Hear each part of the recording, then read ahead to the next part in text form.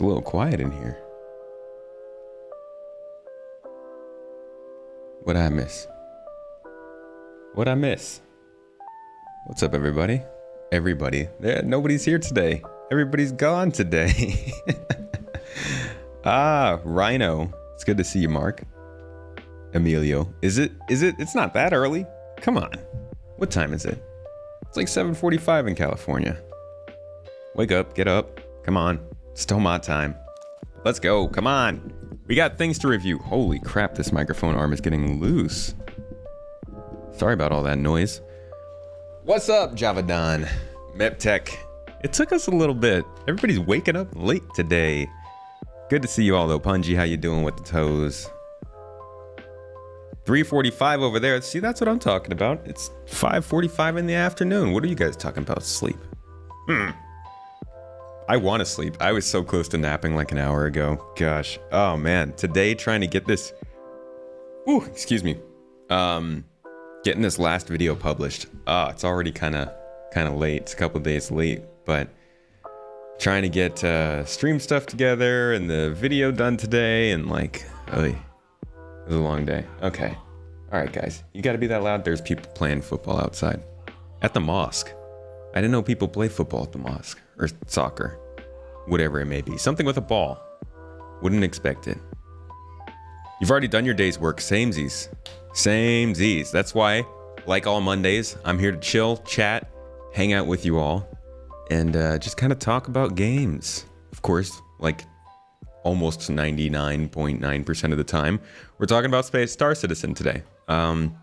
Specifically, I wanted to do a stream that kind of sat alongside the video I just released like 20 minutes ago. And it's meant to be more of a long form Q&A sort of take on the what is Star Citizen question. The big ol' the doozy. The second hardest question to answer besides should I buy it. And since that video is like an 18-minute summary, I figured today we can look at some of the bones of this game, where it came from, the history, some of the bigger moments in the game's development, all that kind of stuff. And throughout that time, if you have any questions, throw them down. We will search up the YouTube videos that might answer those questions and see what CIG has in the archive to help explain what the heck Star Citizen is. So if you're a first timer here, welcome. I hope you get some value out of this. If you're watching the replay of this instead of live, consider hitting the little bell thing on the channel. That'll tell you when I go live, and you can come and chat and ask questions and eventually spawn GIFs, because I want the X-Files sound. I feel like I'll get copyright for that, actually, now that I think of it. We'll have to give it a go. But little things, you know, little fun stuff to do. What's up, Game Lurch? How you doing? Seems to be a quiet Monday. So, if nobody's got any questions, I guess I'm just going to start by watching some videos on my own. And if anybody else wants to chime in, feel free. Kids! All right, hold on. I'm going to close the window.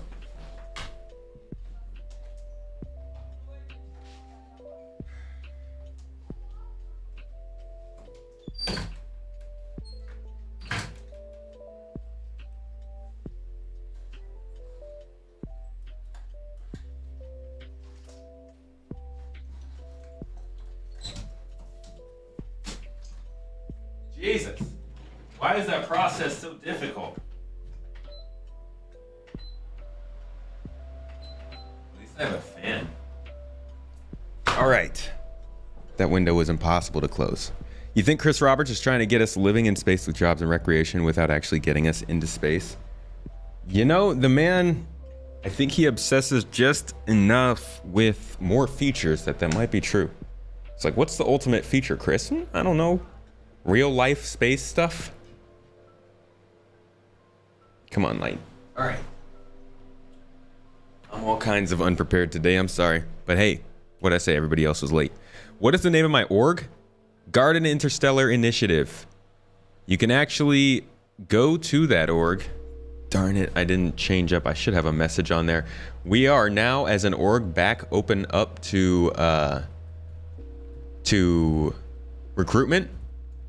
We're taking new members again. Our recruiting pause is off. We now have a full website, which I have just posted down there in the chat for anybody who wants to consider joining us. Much better system, much easier way of getting signed up. It is way better, way smoother. So if you're interested in joining the org, feel free to hit that link, check us out, see what we're all about, take a little trial period with us. If you like us, you can stay. If you don't, you can go. Whatever it is you please. But we're back open, finally. You just got here, but yes, Star Citizen is worth buying if you like simulation games, and especially time-consuming ones that look to be immersive. Yeah, I think if you're into sims, specifically space sims, and you're okay with dealing with glitches, but you gotta be okay with the glitches. Love the new website. Thank you. Thank you. That's like a branch off from the main website. So the main website's still there with the blog and everything, but now we got an org website too. Hope your life is good and you're having a good day. Thank you. Having a good day. I hope your life is also good. I actually just got back from a little birthday trip. My wife had her birthday and we decided to go make a little trip out to Western Turkey for that. So hung out on the coast for a couple of days, sat on the beach, tried to be lazy, but mostly still did work. But it's on the beach, so it's like good work. And just had a good time over the weekend. That's why the video was late. And the podcast for anybody who showed up live was also late. But we're back at it. We're on the normal flow, and we're going to be for the next little while. I might have an impending trip coming up in September, but I can't be sure what's going to happen there because European visas are kind of in a flux right now. I'm going all over the place, though. We're here to talk about Star Citizen. This isn't just a space sim to you, it's a future sim. Yeah, it's basically, yeah. You played EVE Online for 16 years. SC is way more fun. When did you switch over from EVE, Rob? Or were you playing both simultaneously? Because isn't it like only 20 years old? Glitches are the best part of SC. They're not glitches, they're features. Huh? Great meeting yesterday. I didn't know Discord had the features for it, like the request to talk. Kind of like you're brought up to the front stage. Yeah. Yeah, the stage room is not that commonly used, but it's pretty cool. It is, I like it. It's good use for things like that, for Q&As and meetings and stuff. We're going to use that more for those general meetings. That makes it really easy to ask questions. 2 years ago, Rob. Okay, cool. Miguel! What's up, buddy? Hey, did did something just happen? Did I just miss something? I think I just missed a notification. Man, why am I not getting those on my screen? Did you release new music? Or were you previewing new music? I think I saw something pop up on my notifications, but I haven't gone into Twitter in a little while. I don't know if you messaged me or not, but if you do, man, I'm going to preview it. I will definitely be popping it in on the stream for everybody. Ah, okay. Let me add you back on Discord then. I changed the message settings. Sorry about that.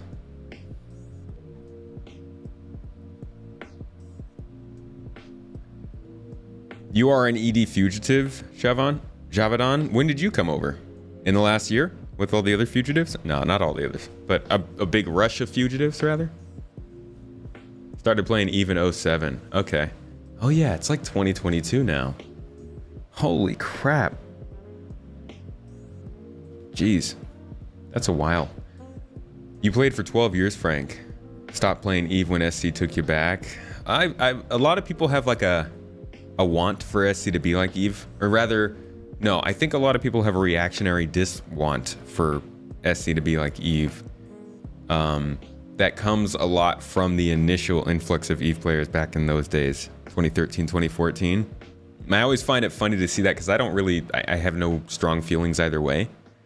But I do see both sides of an argument for if somebody wanted Star Citizen to be something that's more player-driven and free and open like EVE versus something a little bit more controlled by the environment and the game itself. Yeah, and the whole time dilation thing and all that jazz.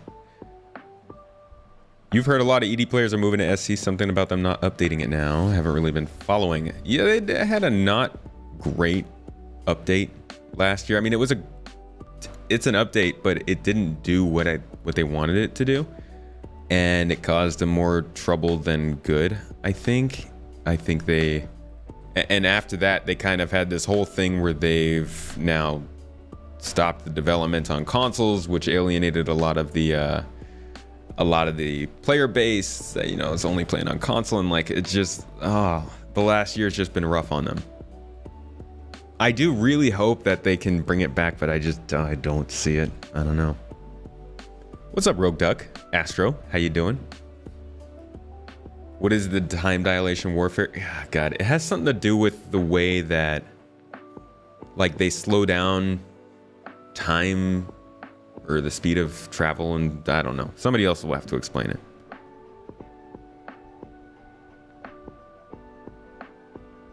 John Sully, how you doing? Welcome to Space Tomato Live, or something like that. Okay, so here's the first video we're gonna look at today, because we've just been chatting this whole time. This is one of the earlier examples of what, honestly, a previs, like an interactive previs practically. This was the first star map that they ever put into the game. And it's kind of like really bad. I mean, it was great back then just to see that something like this is possible, but this also, you know, wasn't the actual map. But this is like the beginning. This is 2013 Star Citizen Galaxy map. First systems they ever came up with. Super classy music. Hold on, I gotta pause my music. This stuff's rocking. This is banging music. I hope this isn't copyright. It's like space jazz.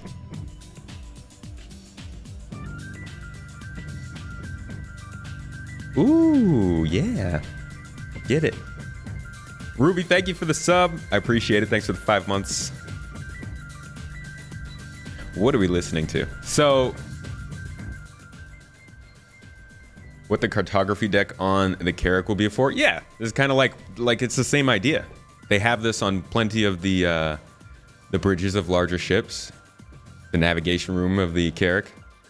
So like this whole star map thing was always part of the plan, and you can see how long they've been stuck on some of these things, wanting to do them. Actually, really interesting, in the recent monthly report, they mentioned that they were working on the ability to render space clouds in these maps now. Only 9 years later. But they're doing some really cool technology with the maps. So that was like the first... That was like the first ever star map that they worked on. And I'm glad they got better at that. So from there, I had a video here for anybody who wanted to see kind of the first version of Star Citizen as well. I don't know how many of the folks in chat are new to the game, old to the game, original backers, or what have you. But this is an interesting one. But we had HDMI issues. So now it's up there. I think it's potentially running or can run, so maybe we'll run it. This was the hangar module. It's like our first time getting to do anything in this game. I have to take a look. Yeah, it's like an older build because it looks like it's missing some of the things that will be on the build you guys will be able to download tomorrow. So we're not going to actually, the hangar won't patch. It's just like such a different looking game. It's crazy. We actually now also have the privateer outfit in. So this is a sort of temporary way to push it, but it's on a mannequin. So Justin will use it. And we can walk around. We now look a little more like Han Solo than a guy in a spacesuit.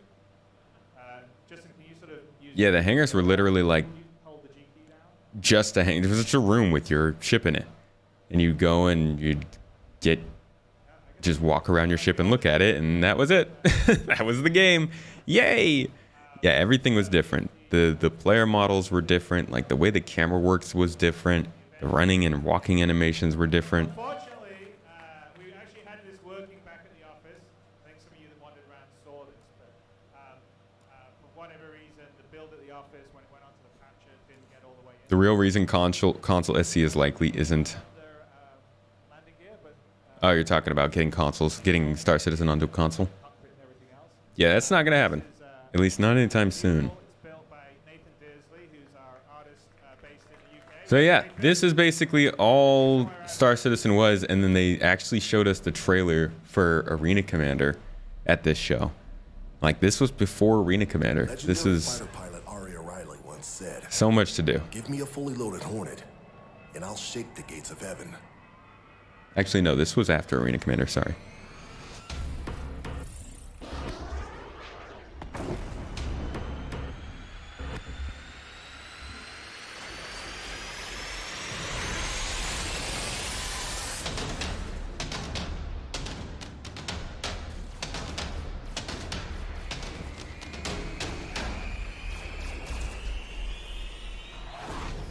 Anvil Aerospace's Hornets have faced Vandal, Xi'an, pirates, and criminals. They've logged more combat time and kills in more theaters than any other ship in the history of space combat. I don't know, I don't really like the Hornet. I like the Super Hornet. The regular Hornet's kind of meh. The trailer is cool. But it's also like, when would this ever happen in Star Citizen? How quickly would you actually blow up? Harshest conditions. The Hornet has proven time and again its ability to withstand damage and still be able to dish it out. Like, imagine missiles being that slow.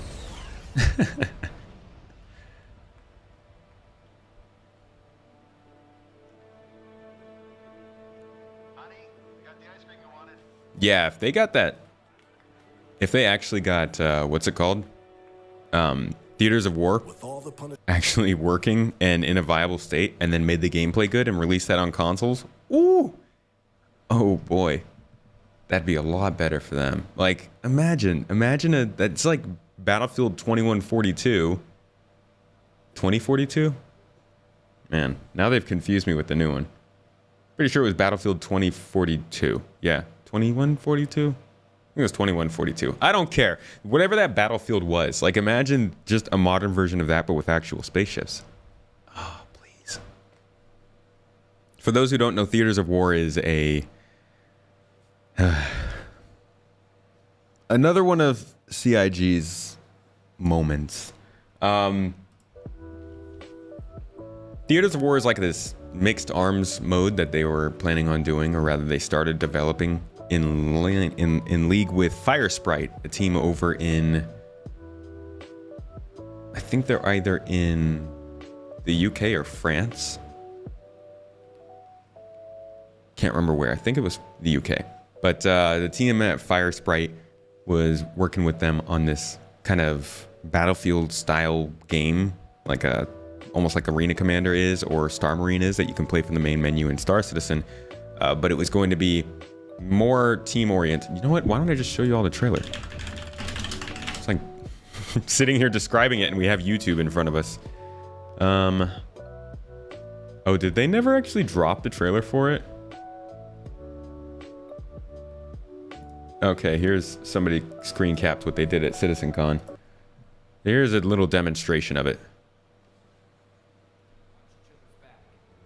Come home in one piece.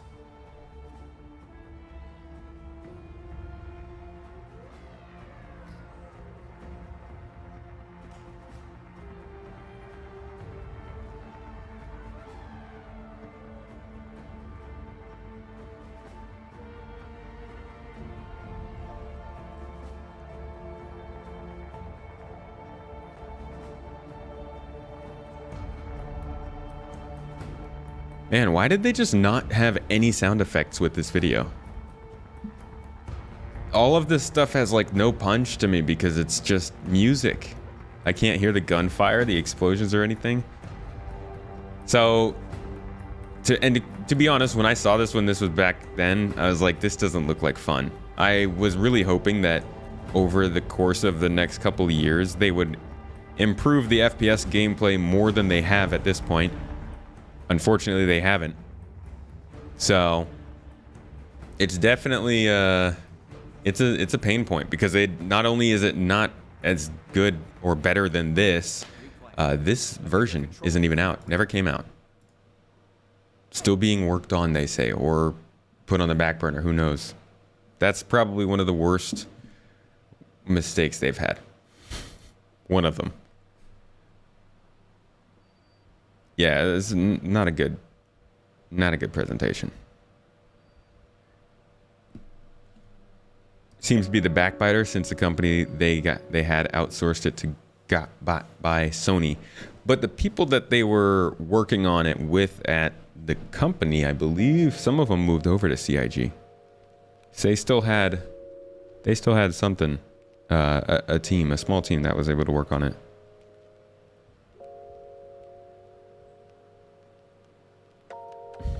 He looked awkward. It was his project. But yeah, COD-like co-op missions, Battlefield-like, I would say.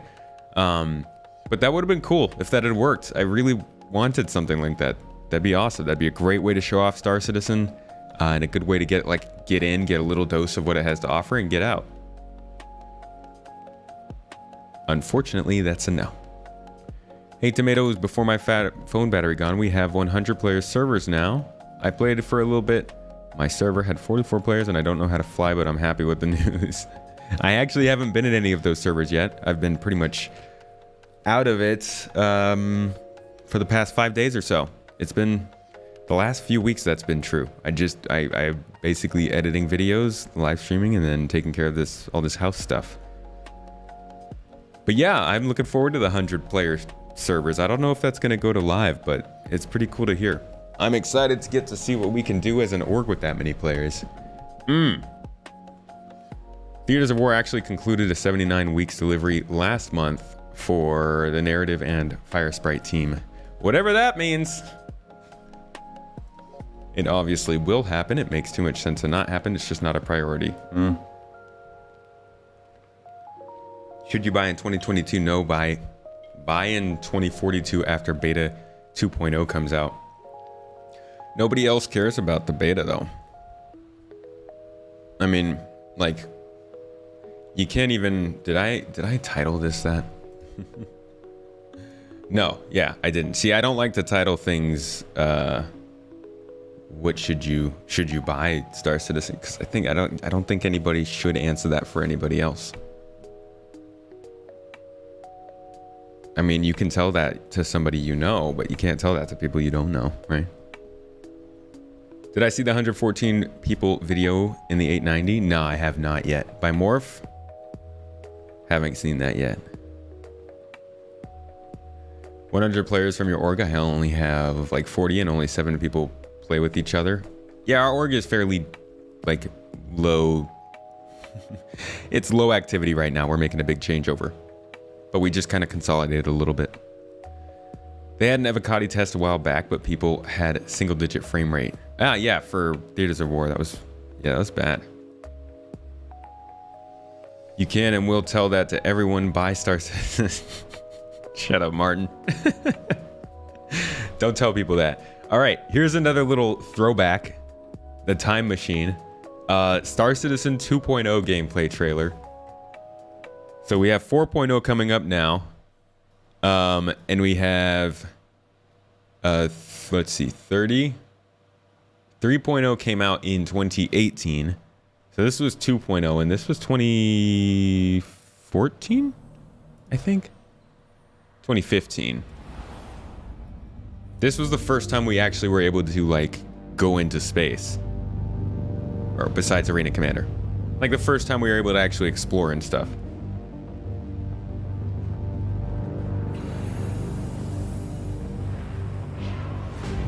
Oh, you were talking about the vid I just uploaded. Yeah. I didn't want to put that in the title because also that, but I knew people would be searching for that term.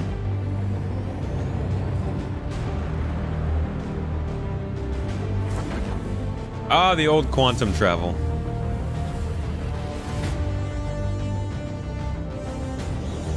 Some people like this style more.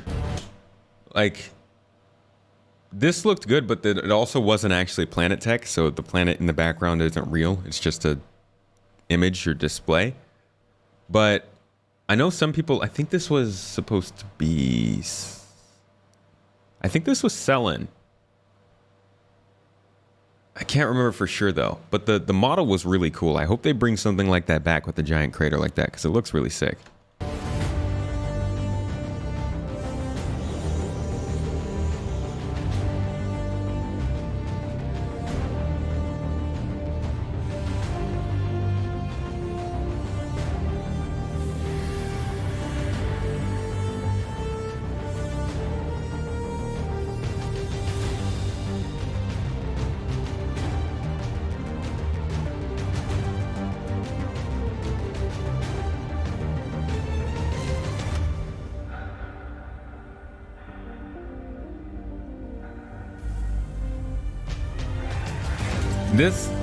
That mission is still in the game.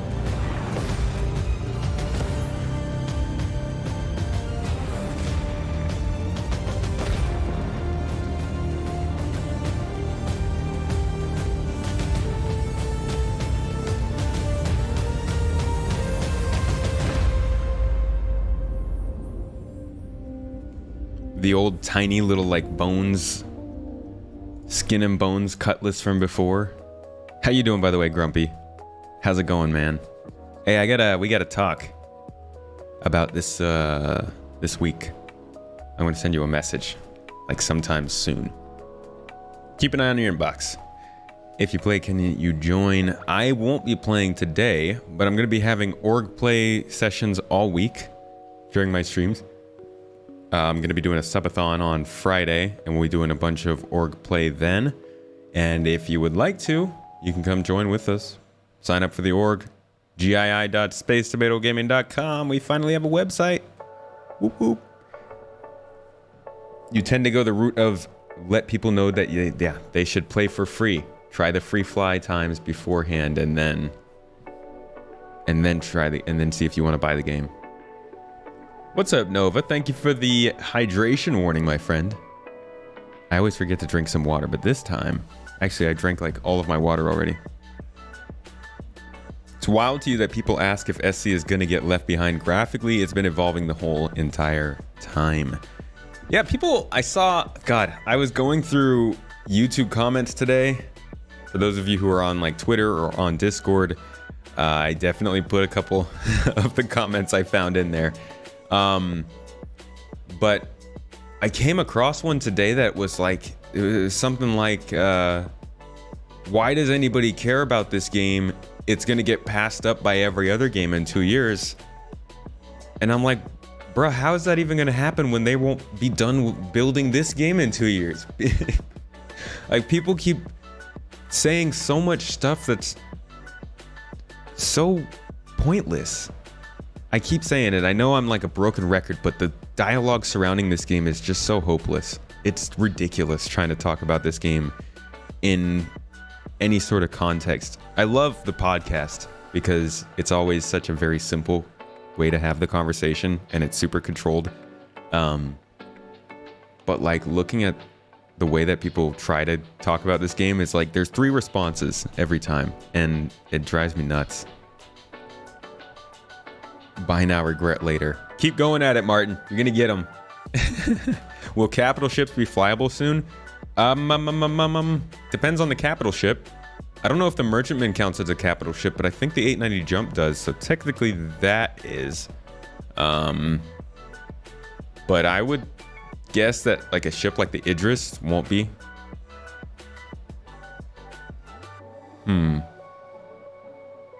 Kraken's probably pretty far out. I can't think of any other capital ships that might be coming soon, but I might be missing something. Star Citizen still gets a really bad rap everywhere. It deserves a bad rap for certain reasons, but like, that's my problem. You can't talk about those reasons because you never get that far. You can never actually talk to people about the fact that like, maybe there are things that need to be changed, because it always just goes back to, it's been 10 years. I went to school and got married. It's been 10 years. It's like, please stop. Just talk about it.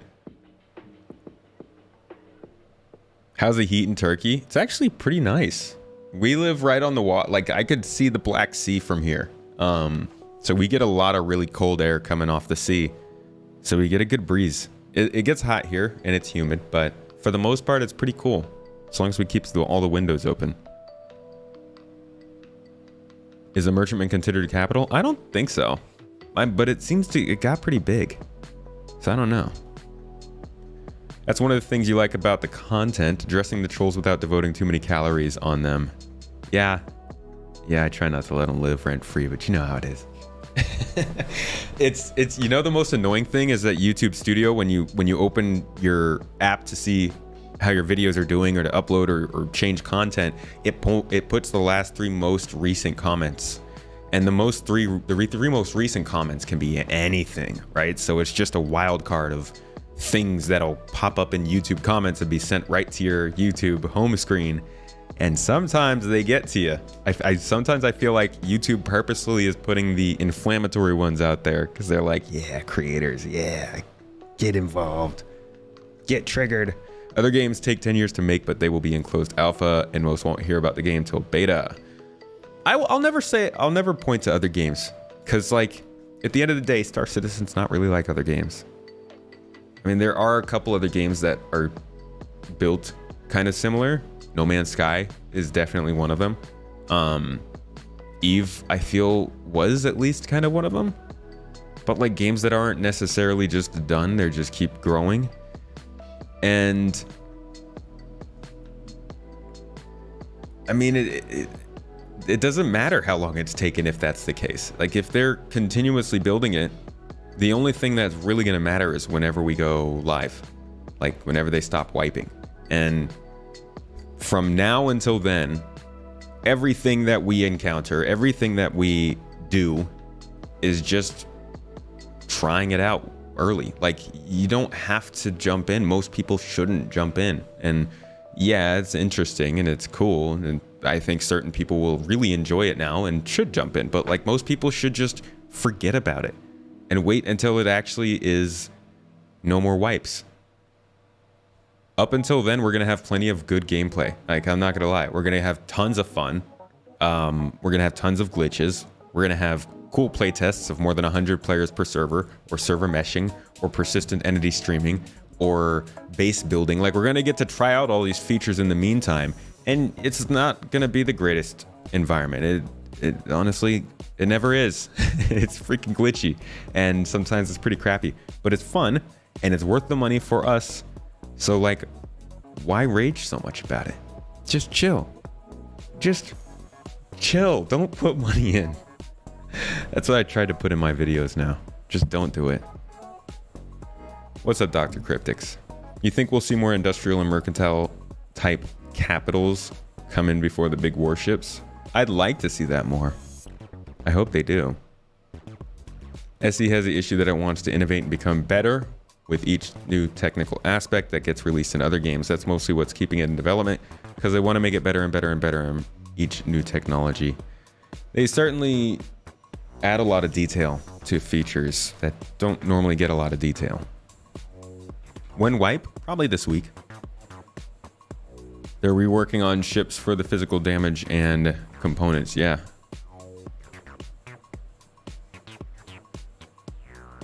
I think 3.17.2 will go live this week, maybe next week, but I have no way of knowing. Gaslighters, yeah. Gaslighters. All right, here's another interesting moment. This was back when they released the first time they ever showed us like people actually playing the game together. So this was like, I mean, this is the same time. 2015, yeah. So Gamescom 2015. And this is kind of showing off like what you could do in the PU. And I remember... Go ahead, one in. All right, let's go through the airlock. I remember this being so cool. I also remember seeing this and thinking that the game would be done in like a few years. But I also wasn't involved enough at this time to even know that the game had been expanded. Music going on and stuff? And I think that's kind of interesting because there was a solid period of time in between everybody deciding they wanted procedural planets and the procedural planets actually coming into the game, where a lot of people got more involved. I was one of those people who didn't realize that was going on in the background.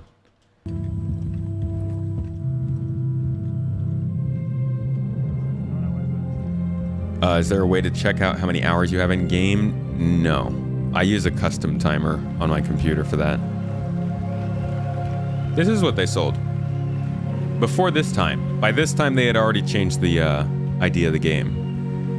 Okay, so we're going to take 3 ships on this mission to search for a derelict retaliator. One, the Gladius, which Dan, Red 6, get into over here.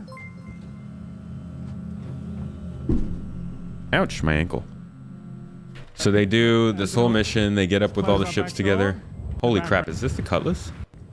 This is now set up. Look at this Cutlass. Let's get over to the Cutlass. SC does not sell land, no. Up as a multi-crew ship, which Look at this. has its own local physics and its own zone. So we're going to load up. Look at how small the ramp is. Little dinky Cutlass, little small thing. Oh my god, imagine trying to get a freaking rock into that. So we're going to load up 4 of us into the Cutlass.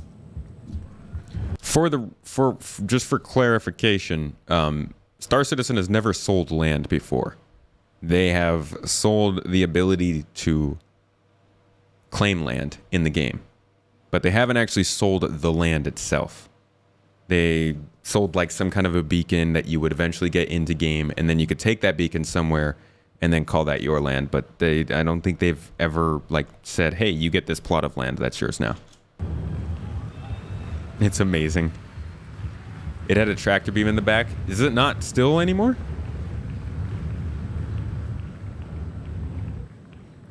What do I think about the Legatus pack? I think it's stupidly expensive. Let's close our back door. More money than I could ever afford to put into just about anything. Ever. There we go.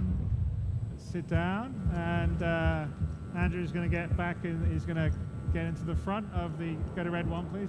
Get into the front of the. You could have used it back then, really? Okay, so Is the Legatus pack worth it? God, no. No, absolutely not. Hold on. And please, no. God, no. Absolutely. Jesus. No. No. No. What is that meme with the... with Steve Carell? No! Not worth it. Looking around. So they do this whole thing and they go out to this derelict ship. I think this is like our first time watching a multi-crew jump. Okay, let's jump, Andrew. Quantum drive activated.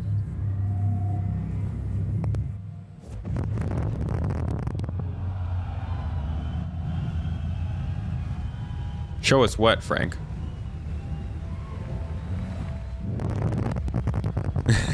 Buy 2 of them while you still can. Buy 1, get the extra one, 0% off. Oh, yep. I know that glitch. All right. Jeez, so they had some freaking school, like... It still doesn't look like this, because they were using backdrops before. But jeez, that looked cool. That pack. No. Oh, God, I don't even know if I have access to that pack. I think you have to spend a certain amount of money. Is the game worth it? What's mostly real, the hype or the critique? I guess it depends on who you're looking at. In terms of what is mostly real, I think you're more likely to find genuine hype as opposed to genuine critique on the internet about Star Citizen. That being said, I think the genuine hype is sometimes misplaced or too early. And I am also guilty of that, of course. But I think that a lot of the critique surrounding Star Citizen is based off of older information. Kind of like that video that I looked at on stream earlier this year that literally said you couldn't fly the ships in the game. Like, that's the level of critique out there about this game. A large gaming publisher put a video out on their channel to millions of people and put a picture of a Gladius on the screen and said you can't and may never be able to fly this ship in game. So like, sometimes the critique is just so off base, whereas other times the hype is far overblown. So it's hard. That's why it's so hard to discuss this game too. Talking of SC graphics, just how good do you think that they will eventually become, say in 10 years time? Oh my gosh, I don't know. How could anybody know where these games are going to be in 10 years time? I mean, what is gaming going to be like in 10 years time? I mean, that would be crazy. You want to, okay, hold on.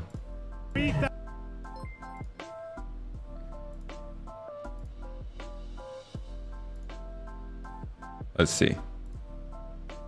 So this is somebody using the Cutlass tractor beam. Grumpy Eye just dropped the link.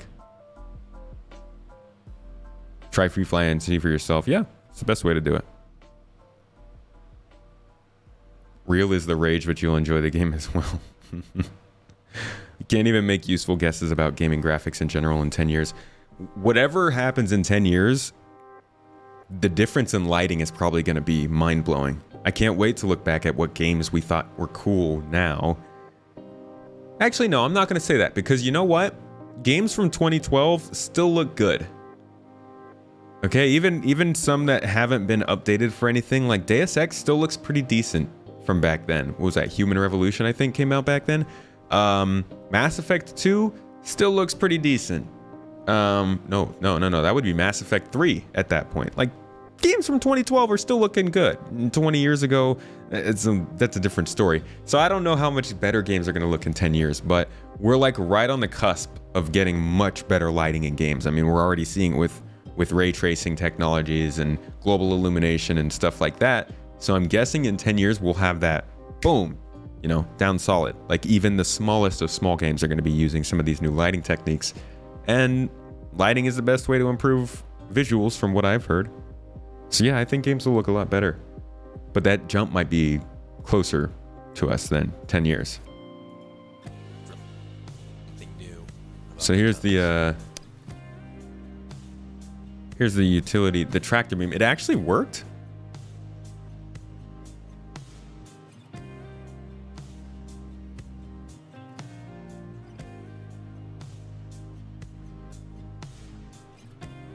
It's the wolf you feed. You want to be part of the greatest space sim to date. The hype is from these. So the other side is people who need to move on. All games have pros and cons. All games do have pros and cons. SC has its own cons. For sure. I don't think anybody should deny that SC has problems. Wow. Wait a second. I don't even remember the Cutlass ever having those secondary thrusters. What the heck is that? What in the world? When did the model ever look like that? I don't remember ever seeing those second thrusters. So it was interactable, I see. Very ugly tractor beam. Looks like a little dongle. In 10 years, you'll tell an AI what kind of game you would like to play and it compiles it for you. Oh God, that'd be cool. Custom graphics and everything. All right, on the same map. let's keep seeing what they were doing here with this derelict.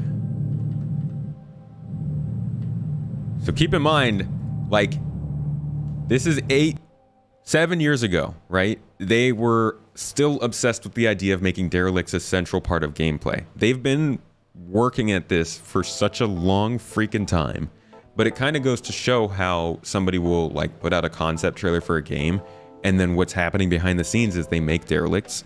They figure out how to do them. They go back to the drawing board. They make the tools to make those derelicts that they figured out how to duel. It takes them a couple of years. Now they start to build in the tools that they can plug into those tools, or not the tools, the assets that they can plug into those tools to make the wrecks. And it's just like this whole cycle. Started back then, took them a long freaking time, because of course they were doing other things and they wanted to make the game playable and all that jazz. But now we're finally starting to see it happen in the game, and in a realistic way that is more scalable and something that can grow. All right, there's the. You wish we won't be suffering in 10 years so we can play more Star Citizen. This. Stay with red one, sure.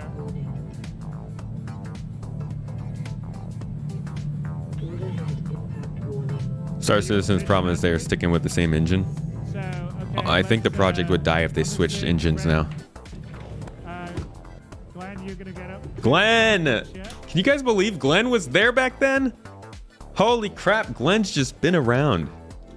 Right, so. Dude's been putting up with these ridiculous stage directions for years. Glenn, you're gonna get up too, probably in the back. Yeah, you get up, ready to go? So we're all in our little zone. This is like, this drives me nuts. This drives me crazy. Oh, the fact that Chris is both narrating the show, running the show, and giving stage directions to the people who are playing the show. Just, it's such a Chris thing. And it's like, dude, just hand it off. Every single time they do a showcase, half of it is him giving people stage directions. And I'm like, bruh, this does not look good for the game. Look back at the door. Ben? No, sorry. Jared, back. They tried to make Houdini to work with the engine that was not possible back then, since Houdini has mostly been used in movies. Okay, Ben, open the door, please.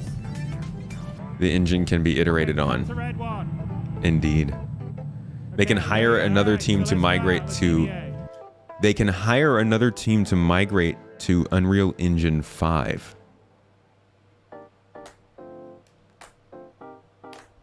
Have you heard? Is that a? I don't know. Like, there's a lot. There's a lot in the engine. Like, the game engines are really, really, really custom made. I don't know how much you've looked into the game engine stuff, but that's a tall order. Okay, let's watch our guys EVA in. Stay on this view.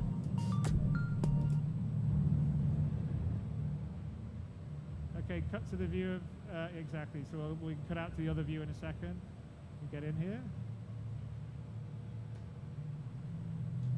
What would be the most truthful and effective video to show my mate so he won't bash the crap out of you for buying into the game and maybe even get him to join me? It depends on what your friend cares about. I just put out a video of what is Star Citizen that I think is reasonably balanced. Obviously, it's littered with hype because I'm hyped about the game, but it definitely acknowledges that it's a glitchy and buggy game that is still going to be in development for quite a time and still missing plenty of features. So you could show them that. There are a couple other videos that are pretty good. The one from White Light is fairly truthful, but it is a long history of the game, not necessarily a story of what it is now. And let's see, the video from TechLinked with the Linus Media Group did a pretty good one last year as well. The current game engine has performance issues. Look at New World game, but this isn't the same engine as New Worlds anymore. Like, Lumberyard and what's running this game diverged from each other years ago. Probably 4 or 5 years ago. The engine building Star Citizen changed from Lumberyard a long time ago. Yeah, they call it Star Engine now. But for instance, the optimizations of the rendering engine aren't things that are in Lumberyard and might not be things that work the same way in Unreal Engine. The planetary tech that they built that can put together these planets with the humidity maps and the height maps and the derelict protection and the caves and all of that stuff isn't necessarily in Unreal Engine. In fact, Unreal Engine might not be able to render these spherical maps that Star Engine is able to do. That's not a very common possibility.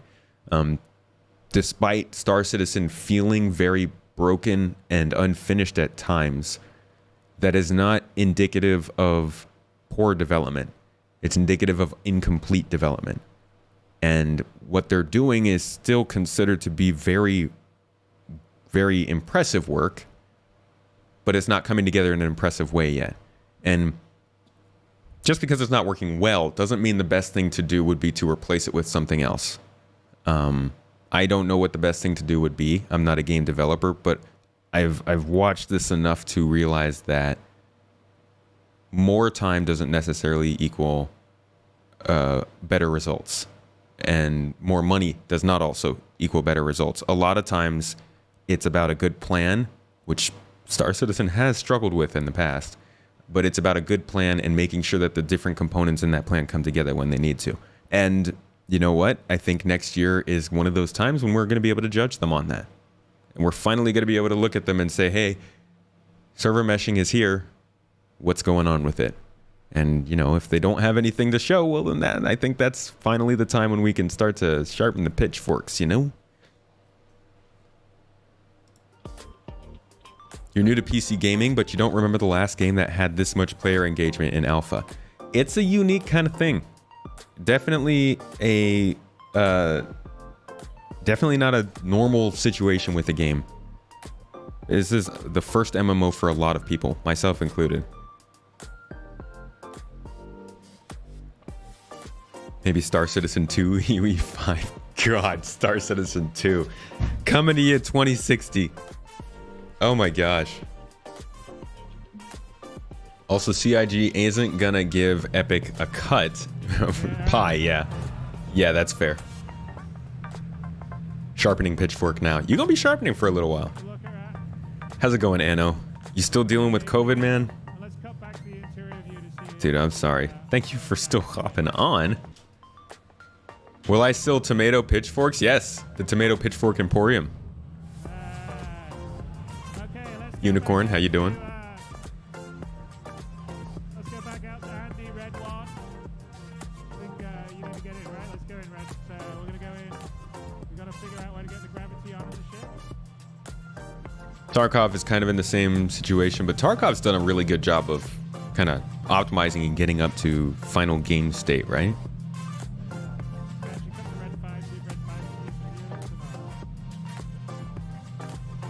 So you can tell, like, this was their idea of a derelict back then. It's literally a ship with a hole in it. So, I don't know. I always think of the things like this when people are like, this game's been in development for 10 years. I'm like, do you know what they were working on back then? Like this. This was a different game. Not that I'm trying to discount those 10 years, you know? When a game messes up, when it takes a long time, when Starfield takes 6 years to come out, when Cyberpunk takes 10 years to come out, when, I don't know, any game, Anthem, I think it took like 6 or 7 years to make. Whenever those games come out, a lot of times it's the exact same thing. They started making the game, they built it in one way, 3 years in, they decided to reboot and start it in a different way. So I'm not going to take away those years from the development time. But when people say 10 years have gone by, it's like, okay, but the first 4 years, they basically built something else and then said, we'll do it different. You want this? The Retaliator derelict? Get out of here with your happy music. This is somber.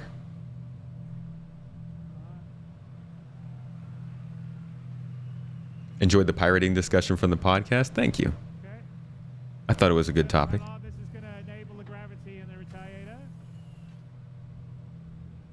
Go back to the... Well, okay, it's going to ease the gravity. Come on a second. Give me holes. Come on, Churchill. Too soon. Now we got gravity on.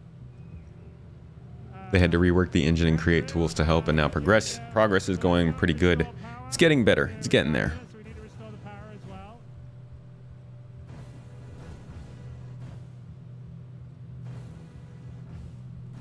The community threw so much money at it they can make 3 Star Citizens. Stay on this a bit longer, Jared. I wish. I'll give you that. You know what? I will give you that. If you gave CIG, all the employees, all the studios, and all of the tools, and then said make Star Citizen with all the money they've raised, they could probably make Star Citizen 3 times over. Probably 4 or 5 times over. Because, like, I can't even imagine how much of the money it took to make the studios happen. Now you can cut. Okay, we have power. Andrew's going to go Can fish swim in space? Schwam. All right, let's man up. Oh yeah, did they turn on and off the power here? Forgot about that. Okay. Turn the panel on. This is going to enable the gravity in the Retaliator. Right. Yeah, that would be great. Gosh, I can't wait for that. So that was like that was basically gameplay back in 2015. I think they actually showed the Idris here. Yeah, this is like the little teaser they gave us at the end of the demo. God, I remember this was my first time watching this game, like really watching this game. Come down in the elevator.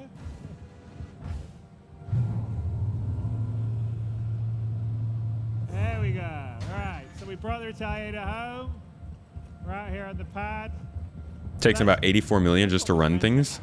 Wow. Is that from their papers? Not get the ship so damaged you can't bring it back.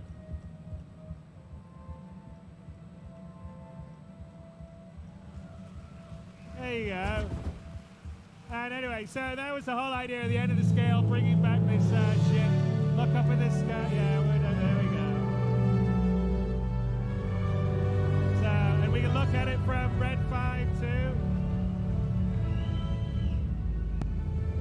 Red 5 view. There we go. Look at that. I bet that wasn't even an asset back then. Like that was, I don't know, they just got a shape to fly through with that texture on it or something. And back to Red 1. You did a video on that, Grumpy. You know, I've been looking actually, so I have somebody who is willing to look financially into the game and discuss a little more of the corporate side that I miss as they look into companies and how they run and the money they make and all that kind of stuff. I've been looking for somebody else who's kind of still interested in that same discussion, who can carry themselves on a show and talk about that. If you feel like that's something that you can carry the other half on, then I'd love to have you on about that, because I think a discussion about the money that Star Citizen has made, a like candid, frank discussion that really looks into the idea of 500 million over the course of 10 or 11 years, I think that'd be a fun one. You haven't played SC yet, but you've been watching videos, going to start playing soon. Let me know when you want to play. We got a group, and we love having newcomers in it. But yeah, that was the Idris. This is the That was the whole idea at the end of this. big old capital class. Red 5. Was it a frigate? No, it's not a frigate. What do they call the Idris? The big ship. And I guess that's the Squadron 42 Idris from the game. You're a musician. You just did a lot of research on the internet. Well, I mean, you know, you can be a musician as long as you're confident about it. As long as you know what you're talking about. The more you hear about Squadron 42, the more you want to get it. I'm excited for Squadron 42, but man, have they? That's the one part that I'm really like, oh, they messed up. They messed up with Squadron 42. I mean, I'm sure whatever they're going to put out is going to be great, but they already messed it up. It should have been out a while ago. And it will, the legacy of it will always be besmirched. I love that word. Because of that, I wish they had taken a smaller chunk, you know, to do that in.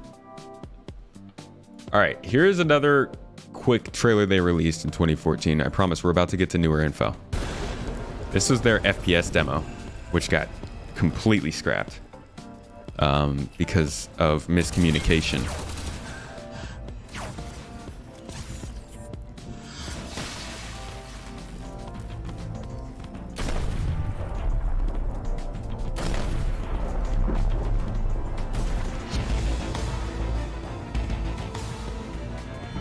Nice. That was a cool trailer. Pretty sure this was for whatever they wanted to do with Star Marine after Star Marine. But now I'm going to move on to 10 for the Chairman. Now, this is a series. Let me tell you about this.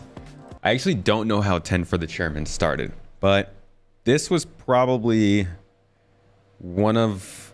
Oh God, this was like simultaneously a very cool and also not great idea from CIG.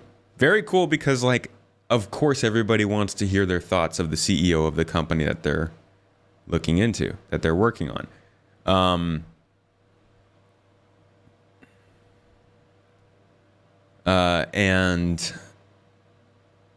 What was I saying? So yeah, people want to hear about like what the company's working on, what the CEO has in store for the game and the business and all that stuff. But Chris has a way of,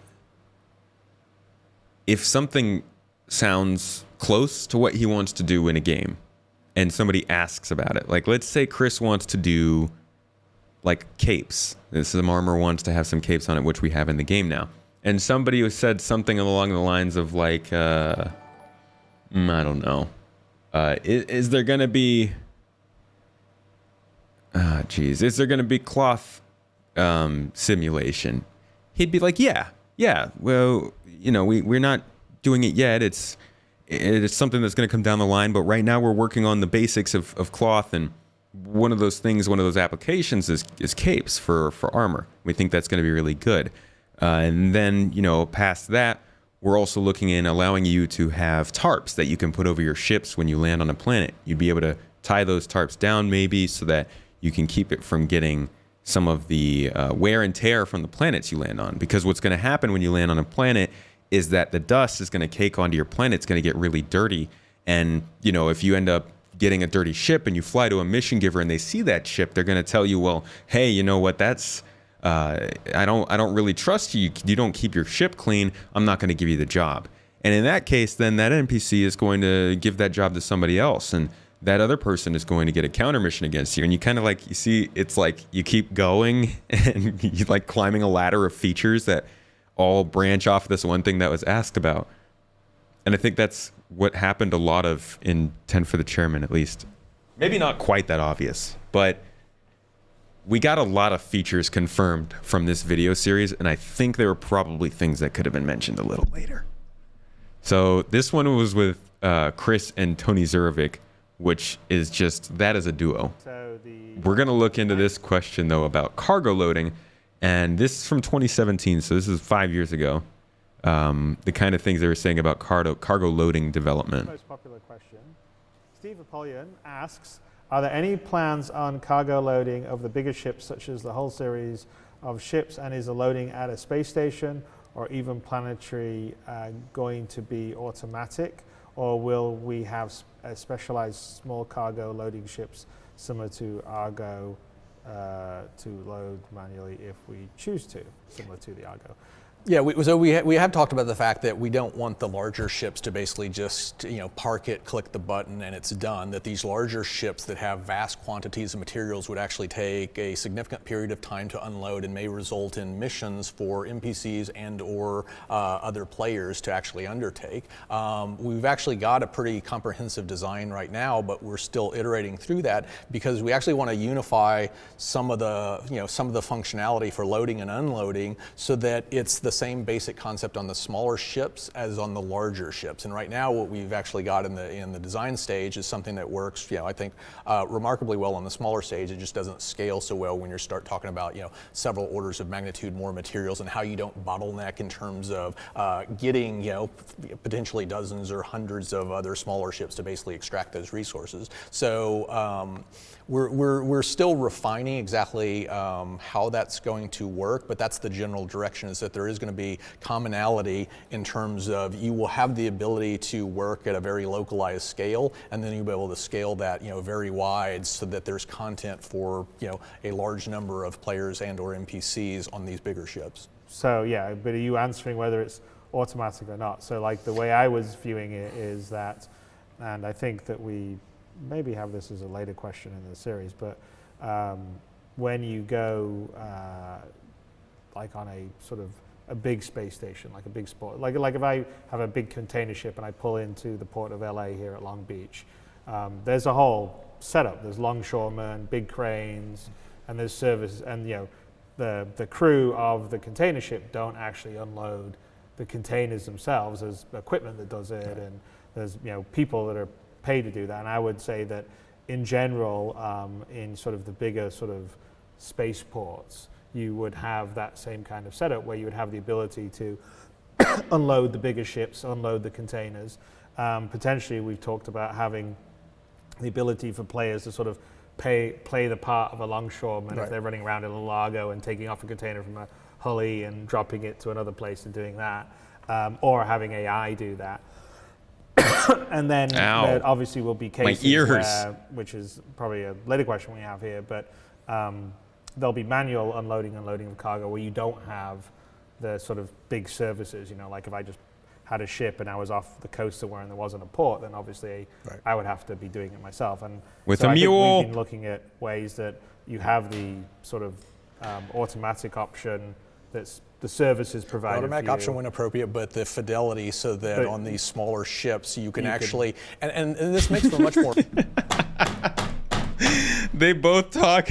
The fidelity so that on these smaller ships you can actually, and this Tony's the only person who can talk over Chris in these videos. makes for much more interesting gameplay, and a lot of times in a lot of different cases, because you can imagine scenarios to where you need to deliver a smaller quantity, a half dozen, a dozen, you know, specific crates of some sort of, you know, illegal liquor or something to somebody at a planet, and part of the mission is not. I don't think the 10 for the chairman stuff is all feature creep.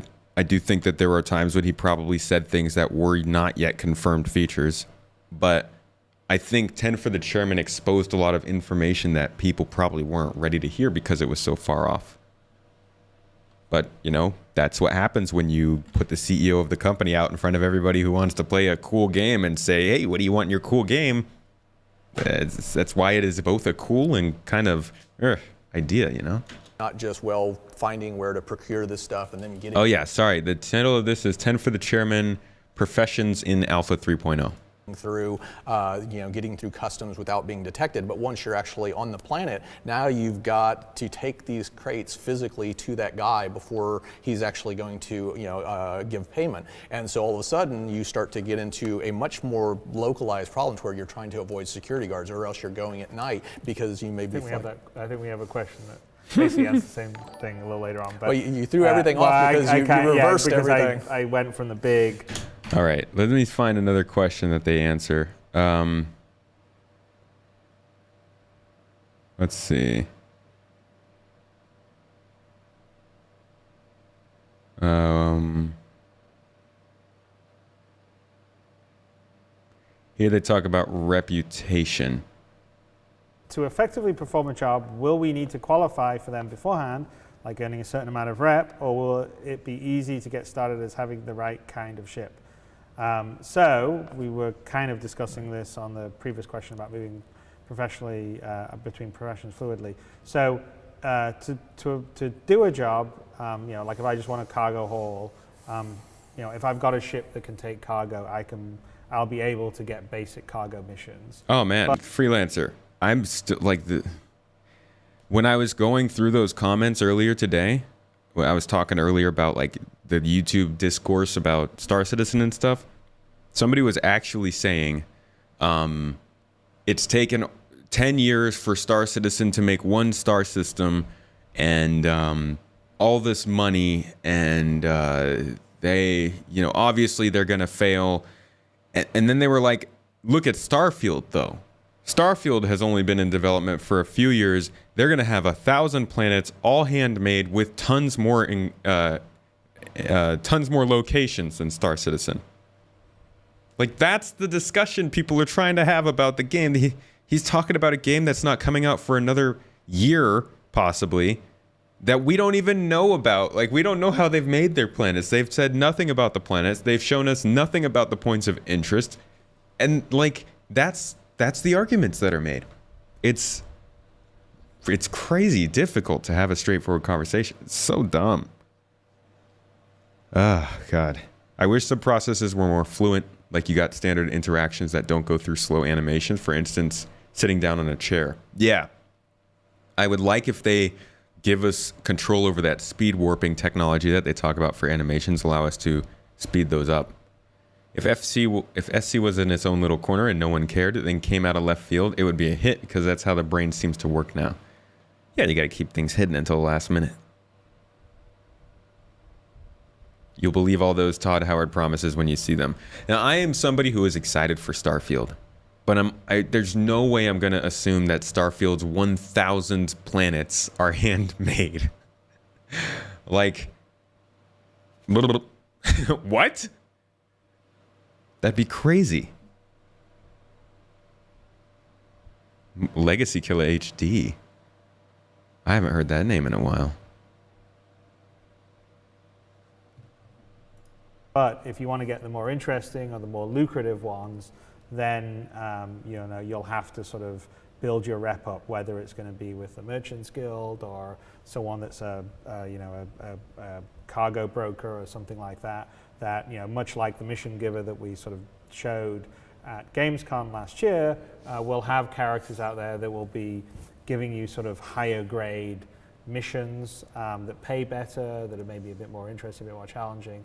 And so you sort of have to kind of prove your mettle, and then you get a certain rep, as you were saying, and then you can move on to the sort of more interesting missions. But if you just want to haul cargo and you've got a freelancer, yeah, you absolutely will be able to start doing that, and then it's up to you how far you want to go in that profession. Yeah.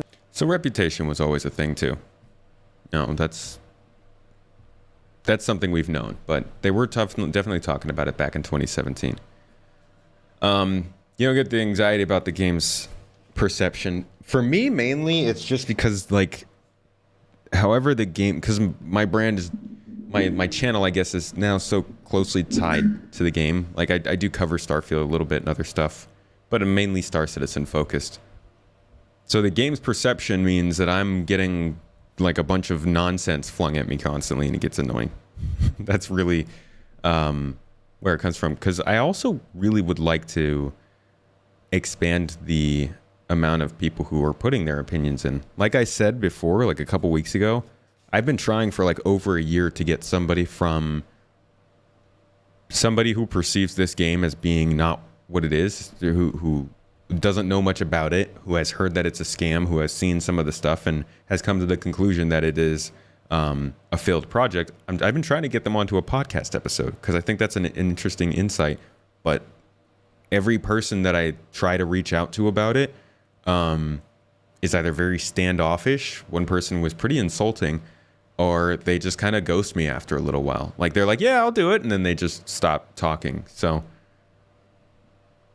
I think if the perception was just a little bit better, it would be easier too to do things like that. Even in Reddit, sharing screenshots outside of the SC community will have you bombarded with the same comments. Right. My grandkids will play this game, yeah. Is there a reputation system for traders? There isn't, but there is, let's see. We're going here? No. Ooh, where would reputation be? On this screen? There is quite a bit of reputation that we've seen now. They have shown us... You know what? I think it's going to be here. All the way down at the bottom. Yep, I just saw it. Or was it? There it is. So they've shown us that they have a rep plan for a lot of different things. And you can see that cargo hauling is here.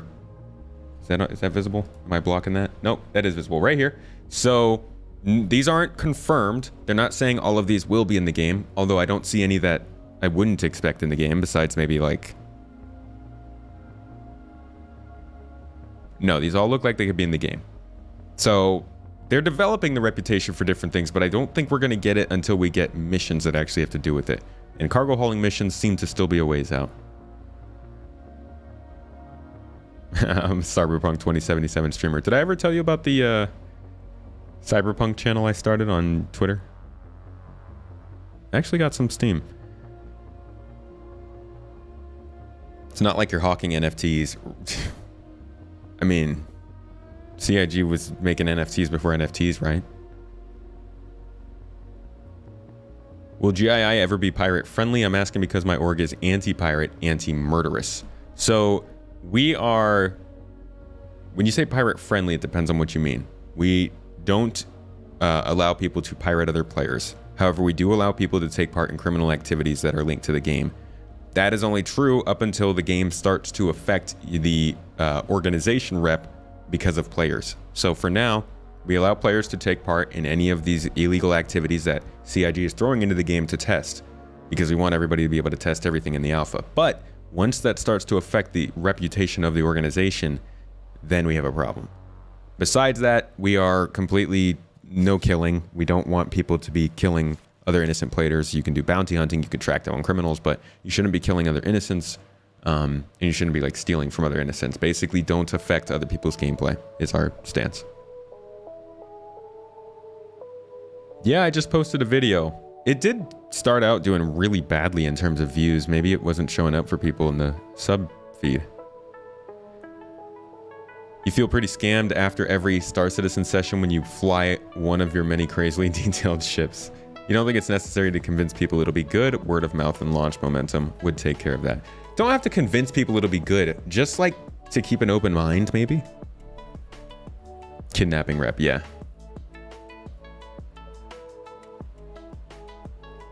Folks think the mood community will simply add seamless transitions to Starfield for free, even though Todd said, holy crap, could you imagine though if somebody did figure out how to mod that?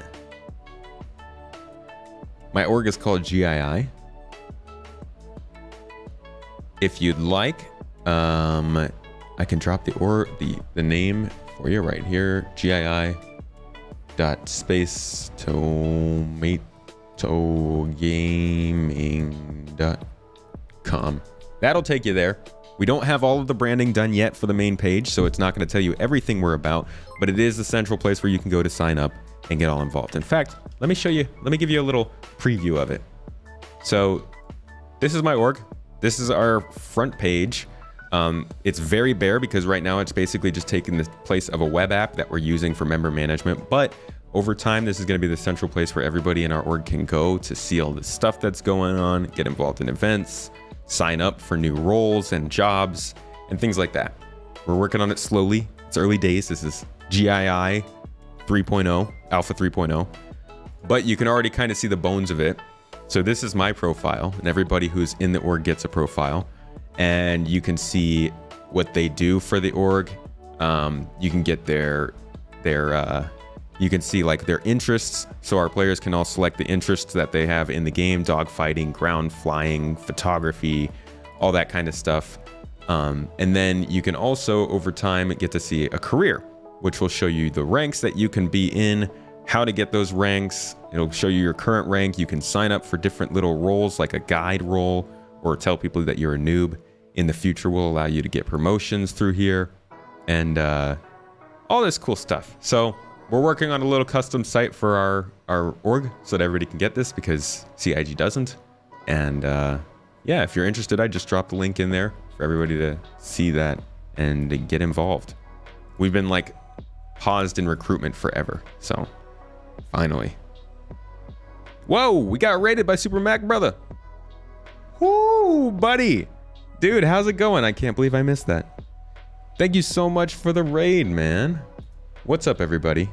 Welcome in, welcome in. Sorry, YouTube, you have to miss out on this. I'm gonna give you that shout out. I think I saw one, but I'm gonna give you another.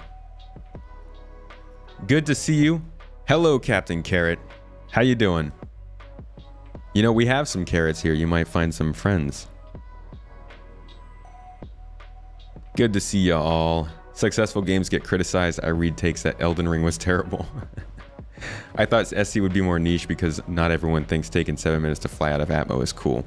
Yeah, it is more niche. I think people expect it to not be niche, but it is. Good morning, good morning. How's it going, everybody? We're just doing a little bit of a looky at what makes Star Citizen Star Citizen. We've been touching on some of the different things that have occurred throughout the history of development, things like the first multi-crew demos, hangar modules, the first FPS stuff that they did. And actually, let's check out the first planetary landing. I think that was, I want to say 2016 Gamescom, I think. Yeah, it's the first time they ever landed on a planet. where you'll see Hurston, Ooh, that's loud. And if you know the web map, you'll sort of know Stanton. But let's go to Delamar, which is where Levski is set and based. So activate quantum travel. Double click on that. The old quantum travel. Honestly, that was cooler. Come on. Like, they need to do some sort of a hybrid of this and like the witch space thing in ED and like something more up to date. Because I like the design of the old quantum travel. I do like the way the new one works, but come on. This has some punch to it.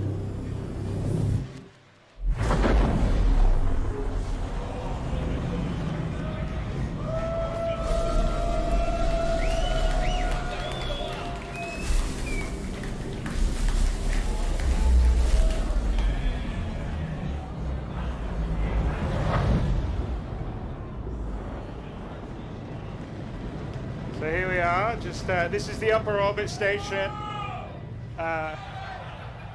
outside Delamar, which is a sort of rocky, small planetoid. Yo, Karawas, thank you for the €5 super chat, my friend. SC will be the best space sim ever, period, if they get it out of the door before the bombs drop. It certainly has the potential. And it's in a really good place to be the best space sim ever. I agree. They just got to get there. But thank you so much for that support. The €5 means a lot. Thank you for getting us started off today. And Levski on board it is... Are we only here to suffer? Originally it was an abandoned mining town facility, and it was sort of taken over by the People's Alliance, which were a group of sort of anti-UEE kind of political activists during the Messer area. Unfortunately, you can't convert Garden Gold. It doesn't work. I've tried it. But we're going to try and build on the Twitch side of things to let you use Garden Gold for more stuff. And so since then, it's sort of evolved into a place free from sort of the boot of the UEE, so to speak. And if you kind of, as long as you don't hurt someone else, you can do whatever you want. So it's, think of it a bit like Mos Eisley, perhaps, in terms of being a bit of a den of villainy and scum. So we'll just get a bit closer to lower orbit stuff. Okay, see, this is the space station they don't have in game yet. I don't even know if they ever made this an actual asset, but this looks like a beginning of Ruined Station. And so in 3.0, and we're demonstrating every planet, every moon will be fully done, rendered, physicalized. You can land on any part of them, walk all the way around it if you want, if you've got months to do that, because they're quite large. Delamar here is about 2,000 kilometers in diameter, and you can actually see if you look at the curvature. So we don't have any clip range or draw range. So when you see something in the distance on the planet, the horizon line is the actual real horizon line. So the guys in Frankfurt that are doing this, the engine team. Somebody said this is when people started to get excited. I was one of the people who watched this and didn't realize what was coming up. I didn't know that the whole planetary technology thing was a thing. Because I remember I was not stuck into Star Citizen at this point. I was going through some major training for my work, and I really didn't care about Star Citizen. And then I started to see this kind of this thing, and I think this was probably one of the first videos that really got me. And you're gonna see just how bad it looks compared to what we have now. They're pretty genius. So Marco Cabetta and Carsten Wenzel are sort of the leads of that, and a lot of this is all their baby. So as we slowly pull down, we'll start to enter the atmosphere, and as we sort of start to enter the atmosphere, you sort of see the atmospheric head come in and scores, and also.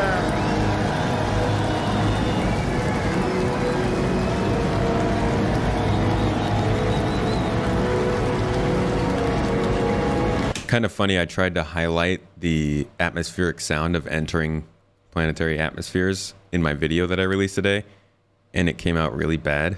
and I just didn't have the time to get additional footage, so I just put that in there. But it's like, yeah, and then you can hear the difference in atmosphere when you enter the atmosphere, and it's like just this really, really quiet breeze going past the ship. I'm like, well, I guess that's what's gonna be in the video.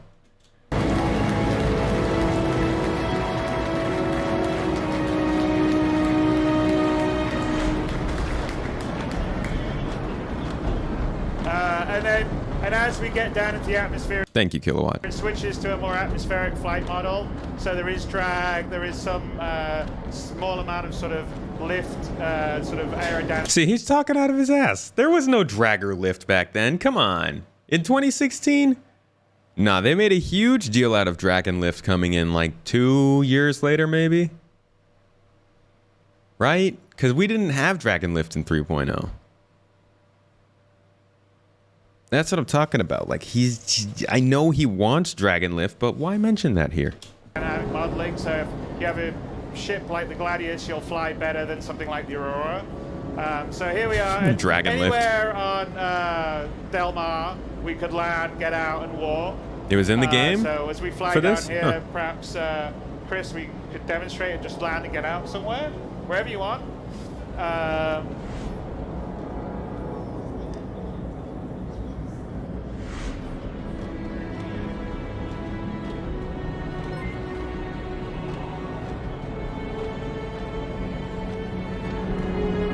Thomas, if you want to know what PC might be able to handle Star Citizen, I would look into 10pound42. He's a YouTuber, also edits my YouTube videos as well. He does a lot of stuff about minimum specs for this game, but the most important thing is just 16 gigs of RAM, an SSD, and a pretty decent processor is going to help you. Otherwise, it would definitely help to wait like another year. The game's going to be better optimized, I think.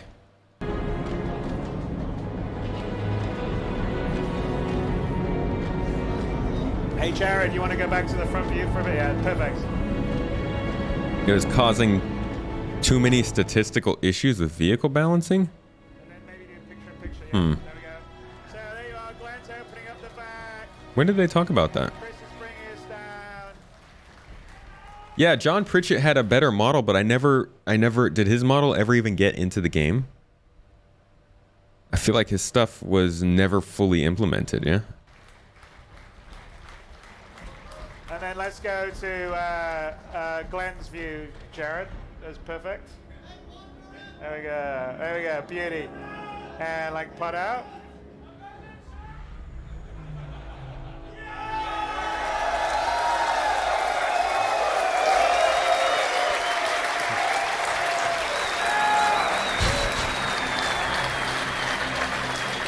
Just a bunch of super hyped space nerds.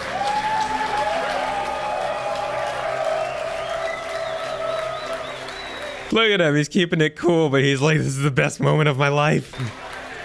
I'm on a moon. Nah, he's done this like 80 times. We all know that problem. All right, well, that's going to be a challenge. See, we did land everywhere. Let's see if we can. Can you jump up? I don't know if we'll be able to do it. Let's see. Jump. Jump. All right, okay. Chris is going to have to land somewhere we can. He'll move a little bit so he can get in. All right. Ground vehicles performed better back then. I don't know, I never liked the way ground vehicles drove.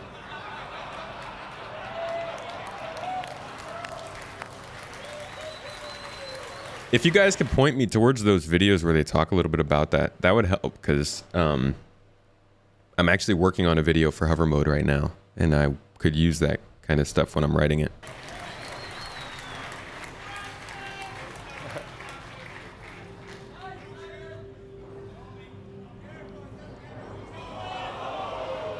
Nah. Not sure he'll be able to That was do before they had hydraulics in the landing gear. Hey. Okay.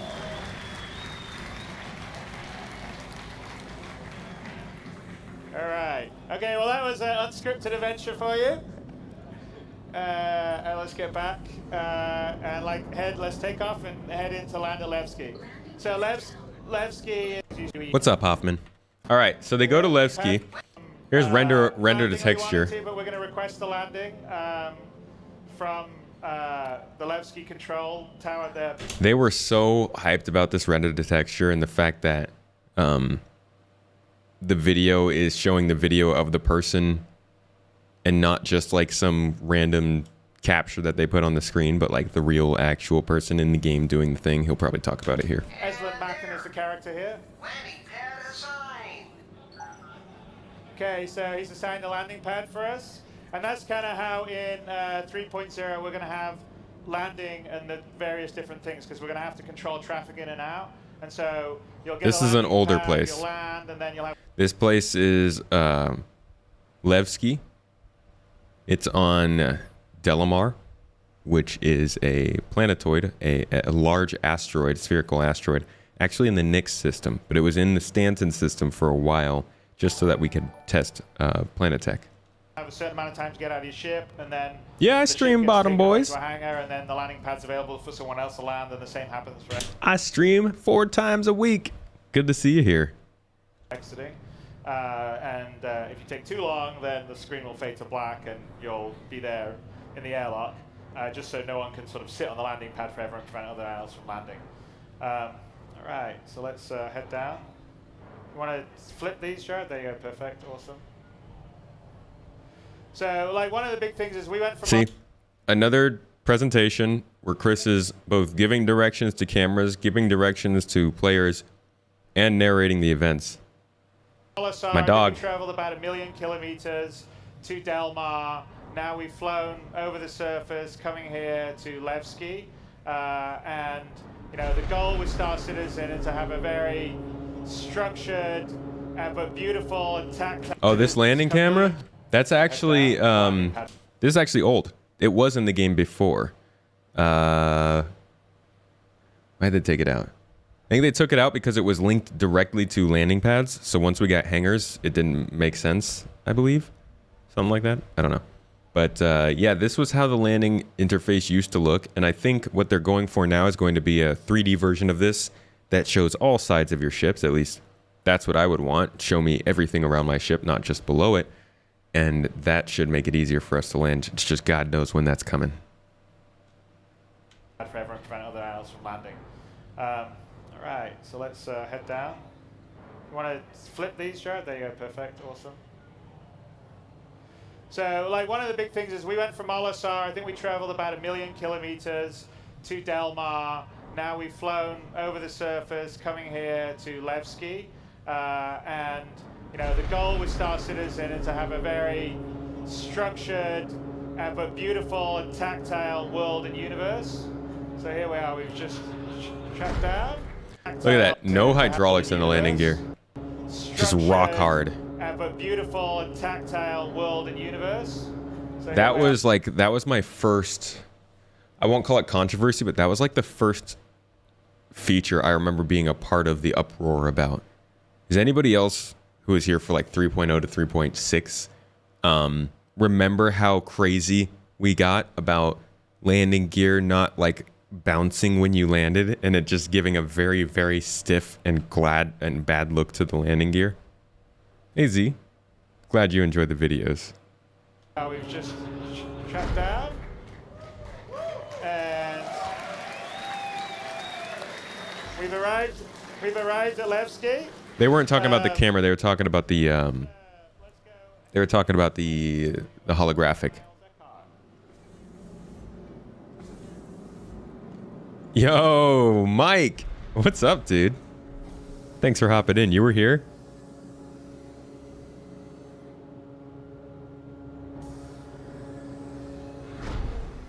How was it, man? How was CitizenCon back then? All right, that was like peak hype. Fly out, and we're going to show you something here in a bit, which is kind of fun, but also shows. What's up, Polite? The other big thing that I think is really important with Star Citizen is we are absolutely a multiplayer game, so you and your friends can adventure around in a huge universe, and for me, I think that's really important, especially when you try to have a big, detailed world. Otherwise, it gets a bit lonely. So here you are. People's allowed to. So we go through here. This mostly looked the same up until it was removed from the game. The guy took off. He just got dropped off by somebody else. But we're gonna go and check out the mission giver. Oh, there's the ship. But we're also going to take a look. If we look at Chris's view, as he's looking around, you can actually see the elevator moving, right? So there you are. You see the elevator moving. Everything here in Levski is it's the same as our ships. We build it. This actually is. Chris. Sort of see turn us the player to the Grand Bader Bazaar, because that's where we're going to have to meet Miles. No, this does not exist in the game right now. This is going to be in the Nyx system, the 3rd star system in the game. This is just here for testing and to fill in some space. Somebody mentioned something about having to balance your like shields and thrust and weapons and stuff. I think that's a good idea, and I think that's what they were going for with the capacity. I think they're a little scared to do it with the overall power level in the game, but I think that's going to be something that naturally starts to happen when the components become more versatile, you know? More, like the components don't make a big enough difference or draw enough power or mess with the heat, or your engineering systems aren't interactive enough for all of that to matter, but I think that is going to be a thing.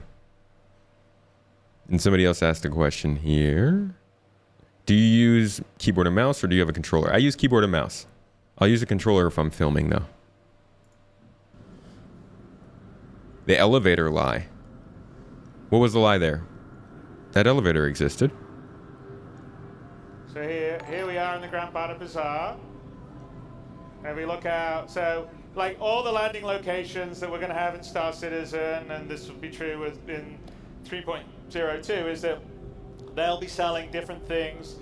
So you'll come to, say, Levski to buy things you can't buy in other places, and go to ArtCorp for this. When do I think they'll introduce fauna? Now that we have the navigation mesh, maybe by the end of next year. I'm not gonna... I used to think that fauna was coming sooner, but honestly, the end of next year is like earliest, in my opinion. It's gonna be a while. But maybe they'll introduce it with Pyro. I don't know. I'm not a doctor. And there were various different shops and stores around here. And this whole area... You there. You are a person of good taste, I can tell.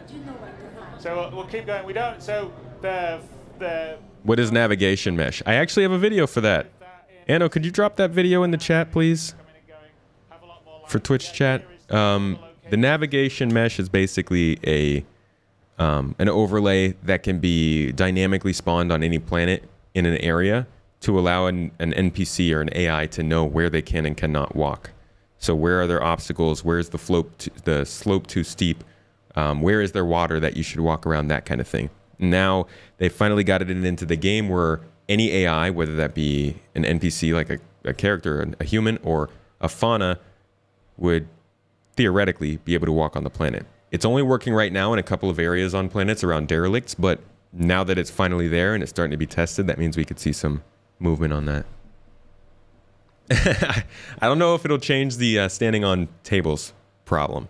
It'll allow them to stand on tables outside now. Depending on what their sort of population would make sense, are alive, have people doing things.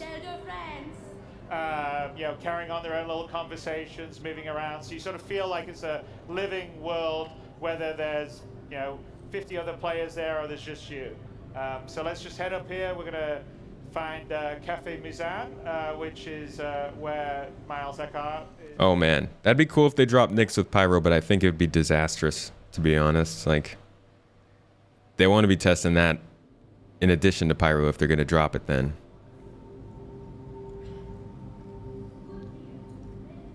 The cult of the chair will thrive. Praise be the chair. Stand on the chair and T-pose, my brothers. There you go. Looks like there's Miles there in the corner. What's up, Nessus? Okay, so here is anybody who's done Miles Eckhart's mission. You know he's in Levski, or not Levski, Jesus. He's in Lorville. That's where they moved him because he used to be here and they took this place out of the game. This dude was the first idea. Oh! Monuclear, Thermonuclear, thank you so much for the sub, that Amazon Prime sub on Twitch. I appreciate it. First sub of the week. Thank you so much for the support, my friend. Means a lot to me.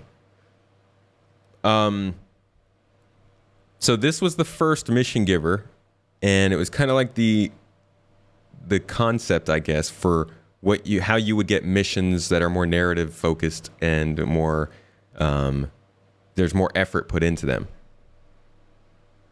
They definitely dialed it back on this after they realized that they could not work with the networking problems, but I think they're coming up again soon. We're going to start to see more of these people.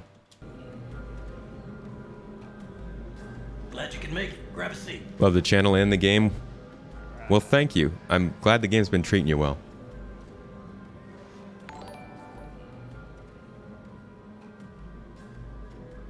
Sorry for the low. Thanks for dropping that, Holston Coop and Anno. Much, but homemade stuff has some kick.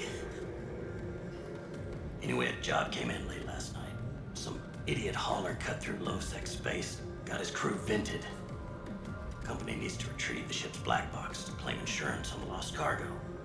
Should be a romper job. Get in, get out. All my people are tied up with bigger ops. So I figured I could use this as a chance to make a new friend. I'll send the details. Let me know if you're interested. So anybody who's done this mission knows that this is like, he looks much better now. He looks much better, but his mission is not the same. This mission was actually really good because you did all this work. You went and you got all this stuff done. You fought these guys. Let's see, you're in a rover and you're like fighting, battling with hovercrafts and stuff. Like, this was such a cool mission. So here we are. So sweet.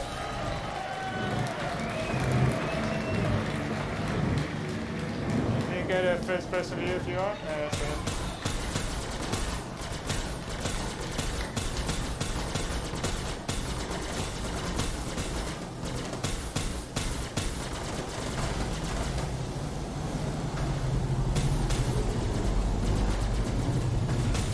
Alright, Chris, you should help out with the other dragonfly.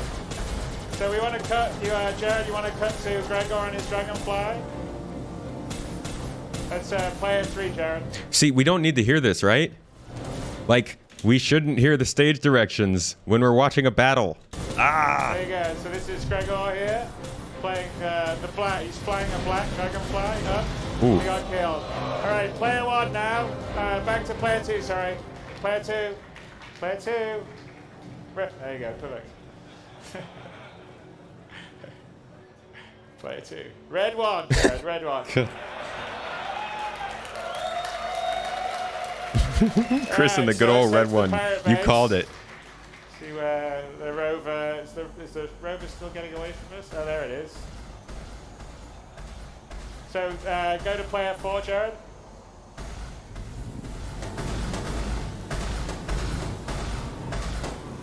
Okay, back to player 2. Actually, all right, let's go after it.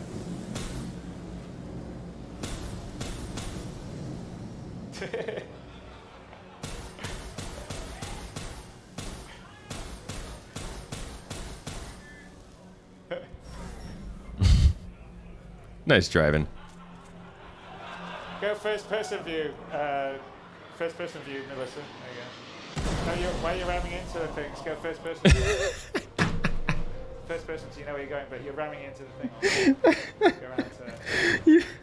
Why is this conversation happening? Oh god. I mean, you know it's live. you know they're doing it for real.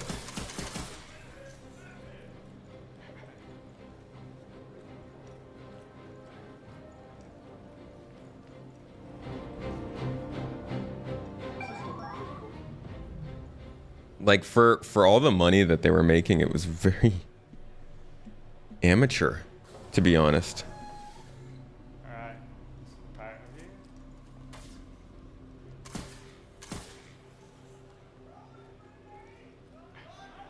Which I'm cool with. don't take that as an insult. Like, I much rather them lack on the demos and stuff than the development. Unfortunately, during this time, the development was also quite slow. Oh, they're just beating us from every direction. But like, I'm okay with their development or these demos being a little less effort. I'm cool with them having to, you know, cancel it if they want to, and there's an easier way. It's not frame rate. I paused. Oh, did the frame rate go down? Oh yeah, it did get pretty low there. Crouch, did I see you in here? Where you at? How's it going, Crouch? Good to see you. Thanks for hopping in. Good morning. Imagine they're having a demo and then 30K happen. Oh, Kai, I've got a good one for you. Just wait. Grumpy Tomato. Oh, that's coming soon, Grumpy Eye. Don't you worry. Now because you said something about having a 30K in the middle of a demo, I got something to show you.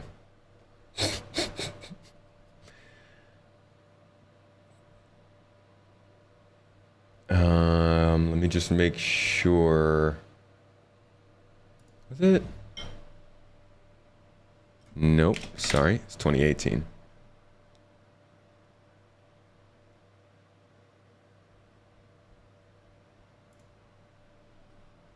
Coffee, we have the interaction system where we can inspect it. You know, look at all items. So you'll be able to. So it's a far. So in 3.3, you'll be able to look at your weapons, look at objects you pick up, and the long-term goal is pretty much most items in the world will be interactable. You can take them, you can move them, they're persistent. You can store them in your spaceship. You can store them in your hab, and we're also not in 3.3, but we're going to be expanding the player status system. We already have the stamina that happens, and you need oxygen.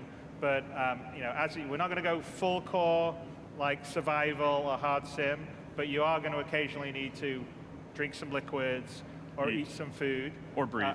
Or breathe. And it's oh really man, just this is hard to find. Not any different than you would have resource management for your ship that needs fuel and you know, power and stuff like that. So we'll have our little cup of Joe in the morning, wake us up. There we go.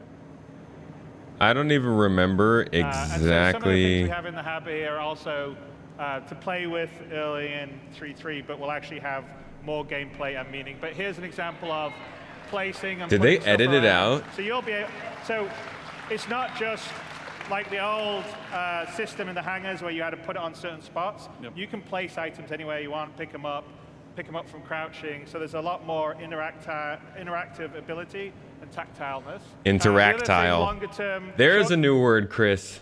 Interactile. Term in 3.3, it won't be so important, but we are going to move to what we call a physical inventory system, which means that. Oh, wait.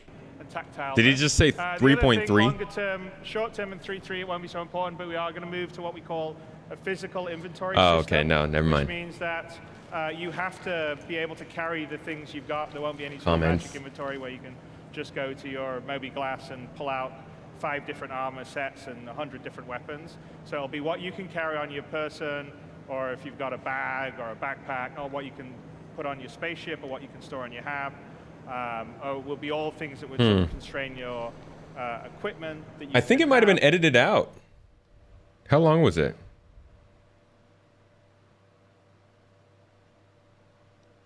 Is the whole thing on here? This hasn't gone 2018.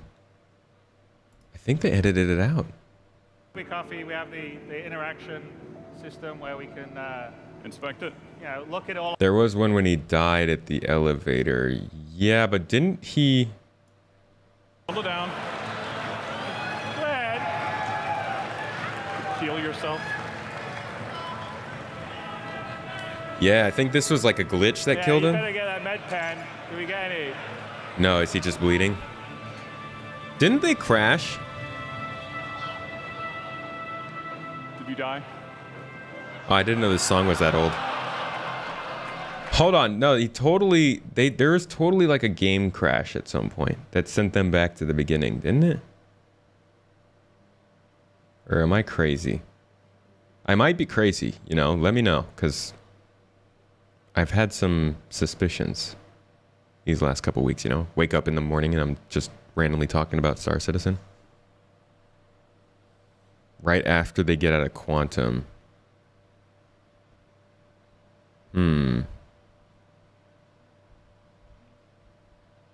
Well, they didn't quantum in this demo, so that might have been another demo.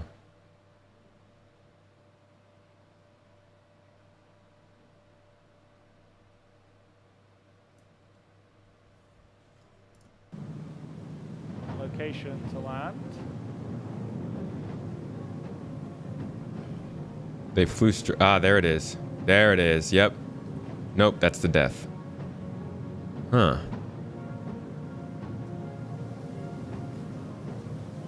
I might be mistaken. Maybe there wasn't a crash. Maybe I'm just misremembering that. Alright. But they've definitely had some problems where they've had some major setbacks during these demos. This is the 2018 one, though. And this is a mission that... We come around the side. I don't know about y'all, but I really thought that they were going to expand... They were going to make more of these, Alright, right? We are down on the ground. Let's go check this. Especially because this was a mission giver mission. This is like a... It's a bummer that we know they can make these missions, and we just don't get them because they're not worth the effort.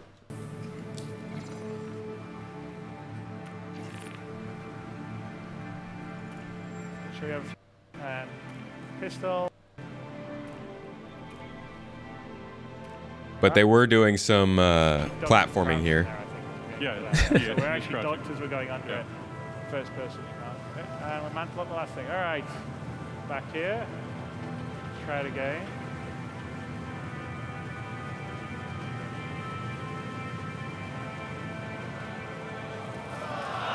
Oi. Settle down. Glenn. And then Glenn bleeds out, and yeah, like Grumpy Eye is saying, they then respawn and use their superpowers to get back. Can you do a go-to? Yeah. What's that? You go-to? Yeah, okay. All right, we're going to cheat. We're going to use a developer go-to so we don't have to have you guys go through the whole thing. Yeah, we are going to teleport. Okay, we did say it was real gameplay and live. There you go. So, I think next time you fall, you should probably med pen before you take the next jump. A lot of things were staged, yeah. So you can see a lot of the consistency between the different demos they do. They're always focused very much on highlighting moving in and out of spaceships, two different sides of each demo. This is kind of the most infamous one. We'll go beyond. This is where I was watching this video the last time. Anybody want to have a little laughing fest at like these ridiculous expectations that were set back in 2016? Just painful to look at. I know you can. Plumbing was. I know it's 3.2 repair and salvage. finishing out in stand. You know, adding stuff. 3.1 mining refining. 3.3 was my favorite though. Farming. Farming. So what we're going to aim for 3.3 is farming, sort of the rescue. Farming. The 8 Boundary 42. The merchantman. Two ships, full team. Oh man. And then 3.4, or was it? Yeah, no. this Straight to is, 4.0 from there. Rip that band-aid off. which Yeah. will be- that'll be the I first think time we everybody go needs a beyond. very clear reminder. And like, I think we can all take a moment of silence to not only acknowledge CIG's worst moments, but also their improvements.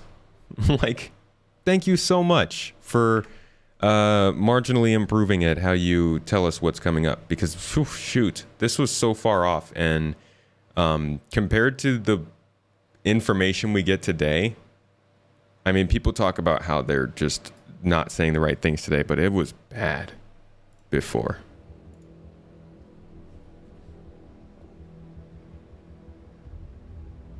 So this is a completely different star system. This is outside of our current system. This is just a demo planet that they use to kind of show off early planet tech. So take a look at this.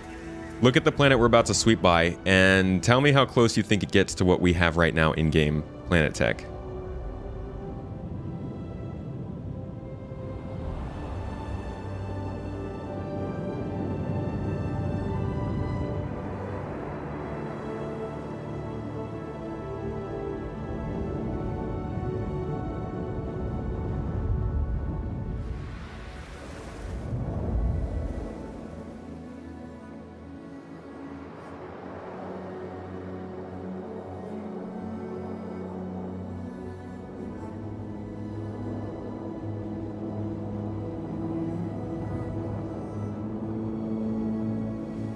It's definitely not CGI. I mean, this is all, you can see the pop in here. This is an engine.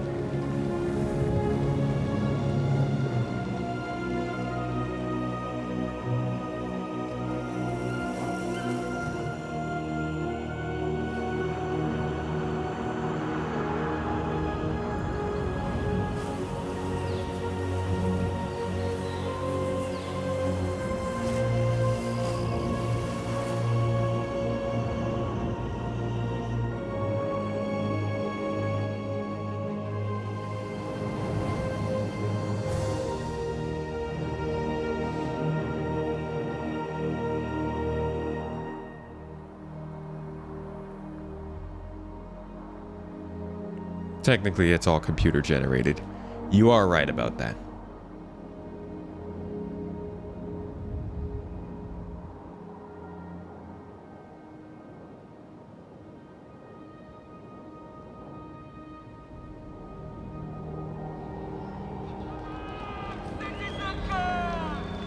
They missed it. Yeah. He actually says, hello, citizen car, but you guys are all laughing when you saw the guy. They say that every time. He says that every year when they miss that. That section's probably pre-rendered up until right about here. In engine, but pre-rendered, yeah.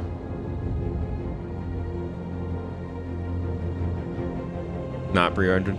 It transitions into gameplay, but I don't know how hidden that transition is.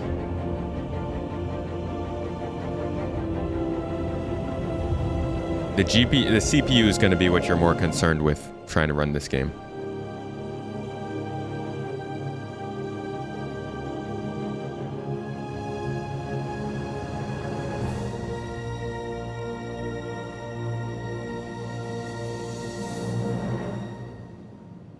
So there's no knowing where the transition might have been there from in-game to out-of-game, or if it happened or what, but Here we are in our Constellation Aquila.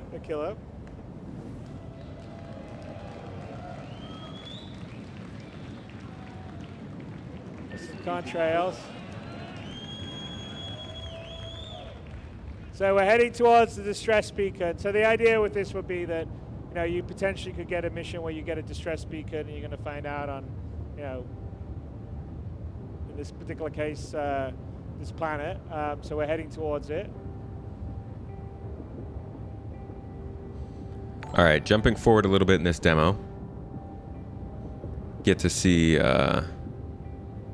first looks at the planet navigation mesh. Because literally from this point, where we get to see some AI fighting on the planet surface, we never actually got it up until this summer. Took a while.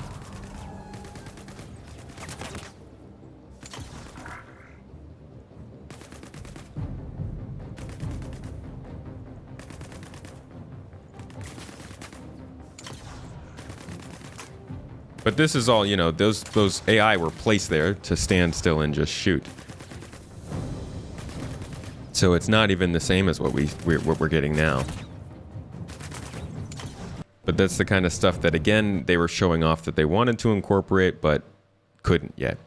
Now here's another feature that we saw back then that we knew they wanted, that they still haven't quite gotten to yet, but we've seen some signs of it in some early previews, and that is this dynamic weather system, which includes some more kind of noticeable sandstorms rather than just suddenly you're in a bunch of sand. Yeah, we're getting there, Freelancer.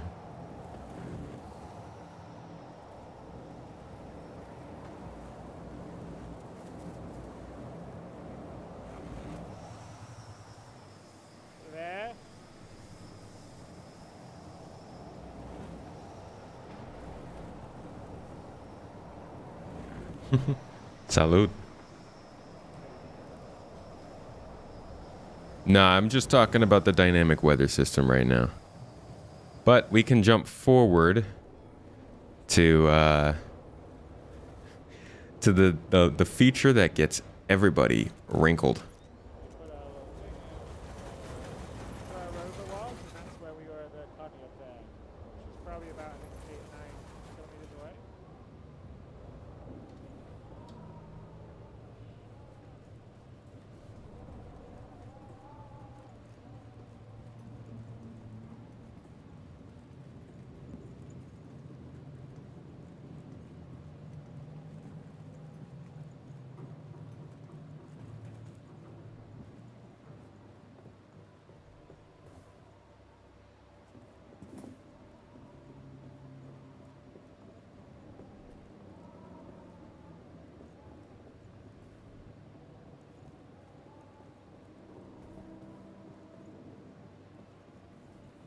It's coming.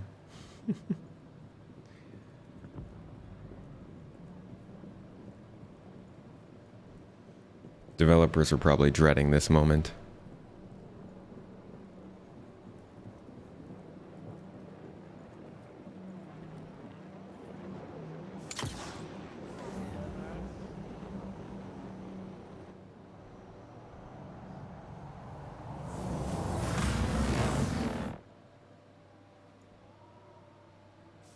They just like appeared.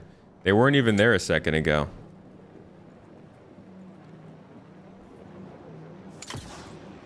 Like you're looking out in that direction, you don't...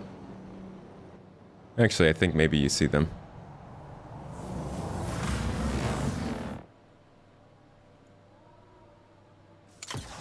That on its own is cool enough, just them riding in on the hover bikes, and then they gotta go all...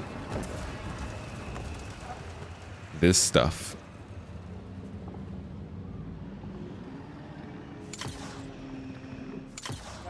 Maybe that's not such a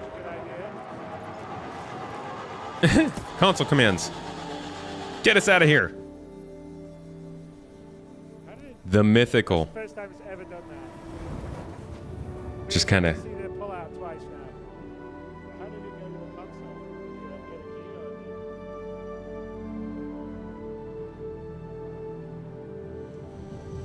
Oh, why are people so pressed about the worm? It was just so out of the blue and like unnecessary, you know? Like it's cool. It's hypey. But it was just very not needed, and I'm pretty sure we found out that it took time away from development. It's like it wasn't necessary, you know?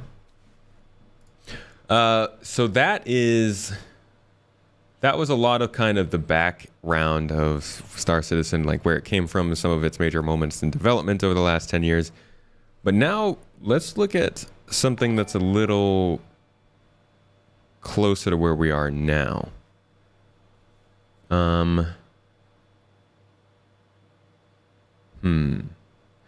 What's something y'all are curious about? I haven't gone to any custom videos. Like I haven't looked at any actual videos that answer questions that we've gotten throughout this stream. So that's kind of also why I'm here, to answer questions. So what's something that you all want to see? Hangars? Hangars. Let me think about where they would be talking about hangars.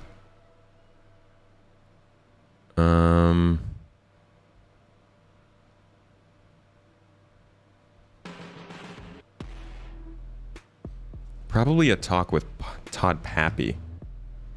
But he just came on for 317.2. I don't remember when his last talk would be.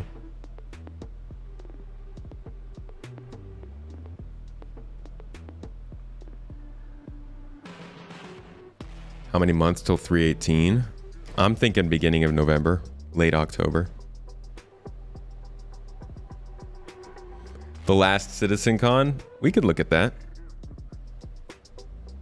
There's not much on hangars. It's very scattered information, and nothing in this calendar year, I don't believe.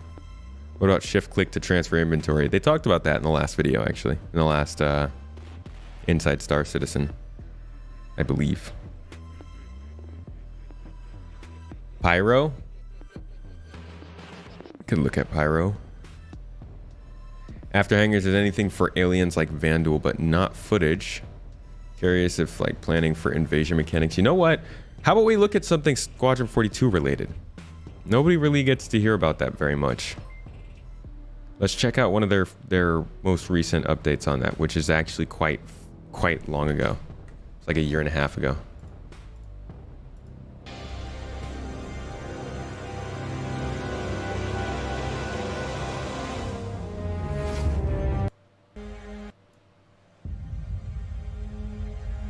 Leon Yoder, thank you so much for the $5 super chat. I appreciate the support. YouTube's coming through as always today. Thank you so much. When will they add roads and or more support for ground vehicles? I want to travel from POI to POI in my Ursa rover. First thing to know about roads is that they were dependent on rivers. So now that rivers are starting to get into the game, I would wait to see when they get fully implemented procedurally, and then assume that after that is done, we might start seeing development on roads. So we're probably still a little while out for roads, but ground vehicles are getting better support with better gravity effects, better driving mechanics and things like that. So things are improving on the ground vehicle side because they are focusing more on ground gameplay lately, but I don't know about roads. Renting an apartment? That they haven't talked about in a long time either.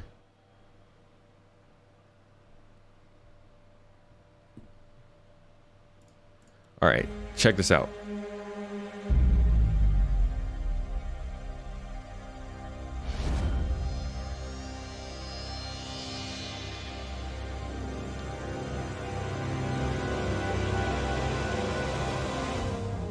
What is that?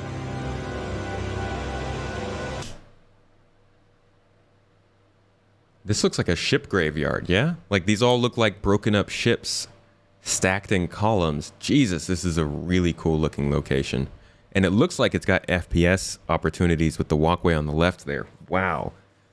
That's a cool... This looks like concept art. I mean, I know it's a concept trailer, but it looks like actual painted art. Beautiful.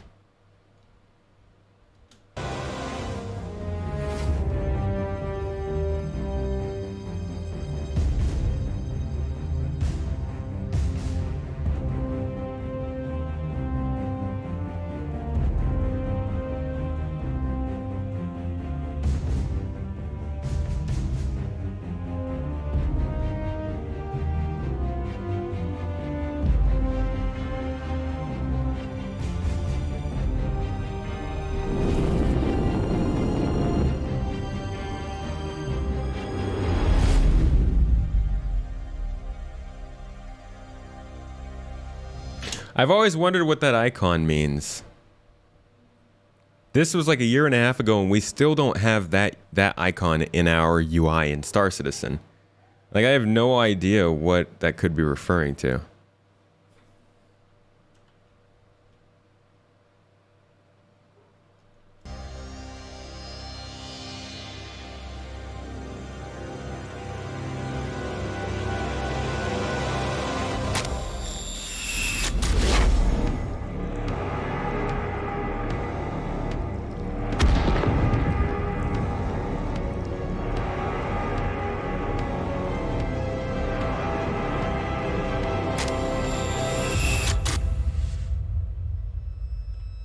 Of the room. Finally, the Squadron 42 video is here. So, yes. All right, we're not going to watch this whole thing. I wanted to show you that trailer, but now I want to show you. They actually did. Here we go. The briefing room. So this actually shows us a little bit more of kind of the area from the very in Star start. Chris's Citizen. remit was he wanted it believable. The whole focus, obviously, is just on maximum immersion. A lot of assets are kind of unique and locations are unique. Everything. Star map.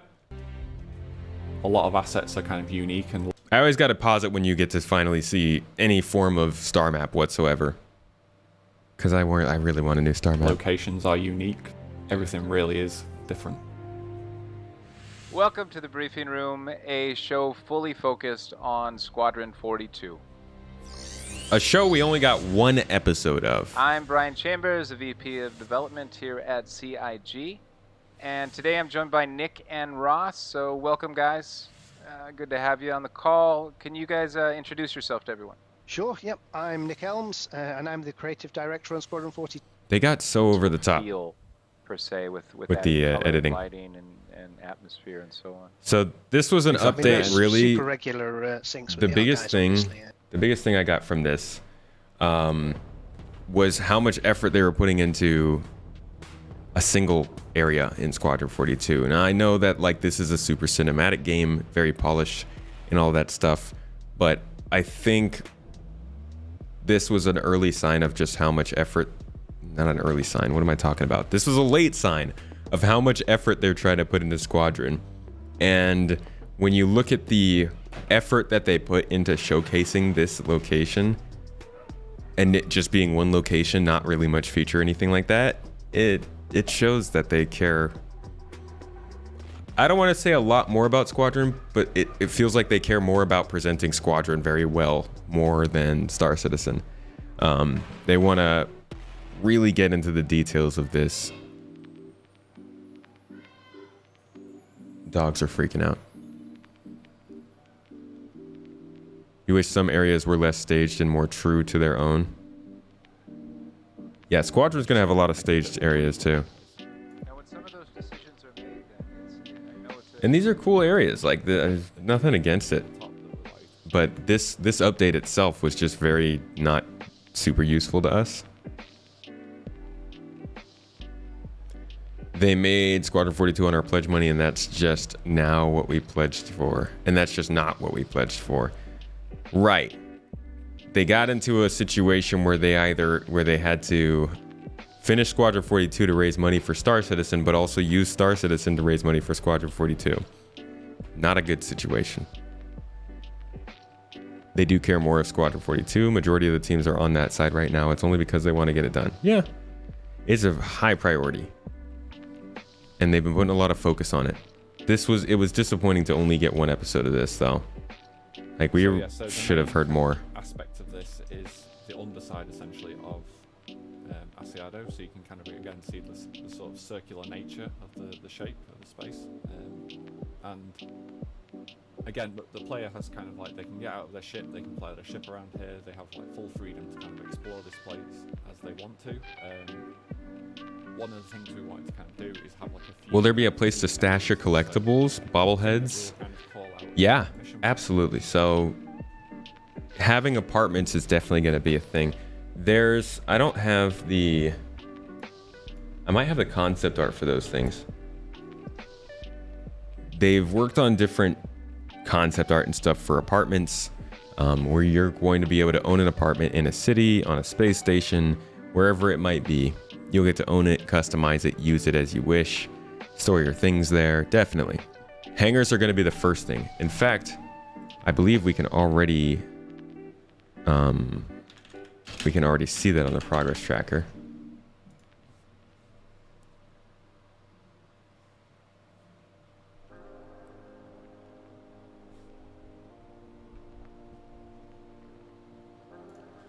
So if we go to hangars, persistent hangars, work that grants players the ability to have their own hangars. This will also bring changes to the cargo gameplay loop by allowing players to pack their grids manually. Interesting that they mention that there, because they also mentioned that with the cargo rework, I think.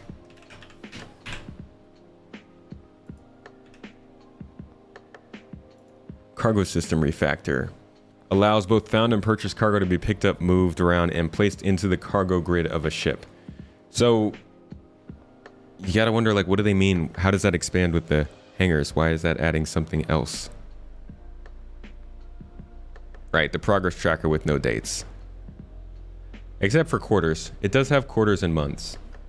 And it does have dates for when it's updated, but they don't give exact dates for when they expect work to be done because, well, kind of pointless.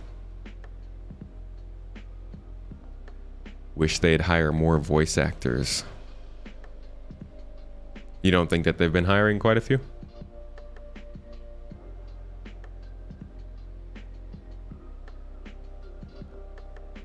Hey, Serious Fun, how you doing? You can store bought goods in your hangar and take it from there how you want. Right, but that also sounds exactly like what they're saying with the cargo refactor. They mentioned in the hangar that it also changes the way that you can organize your cargo, but they're saying that right there, that you can place the cargo into the cargo grid on your ship. So I'm just wondering why they mention it with the hangars as well. Maybe it's just oversight. Maybe they just accidentally said it twice. Will we always hear Miss Babbage in SC? I don't think she'd play more than like 2 or 3 characters. For hero characters, they definitely want to do something different, right?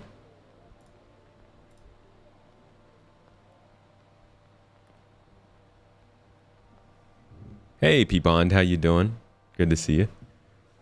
Devs should also have eons for progress tracker. Eons. All the eons. Trying to listen while at work. You just jumped over to say you appreciate what I do for the community. Thank you, Chris. I appreciate what you do for the community. Everybody who joins into these streams and is part of the community is actively helping the community be better. Everybody who actually participates is like one part of the coolest gaming community I've found. Let's get some bipedal otters. You enjoyed that poll, huh? Sea otters, alien sea otters. Measure updates and Hurstons. Oh man. Most recent addition was the ship panel with her voice, I believe. Wait, what? A ship panel with her voice. What ship panel with her voice? Tell us about the feature I'm most excited about. I can do that. I can do that. Can I do that?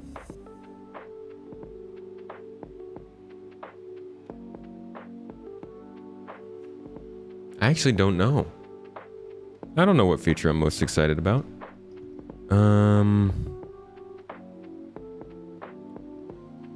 Okay, wait, hold on. I've got something for you. I just got to figure out when it came on. This would be less than a year ago, I think. Would it be less than a year ago?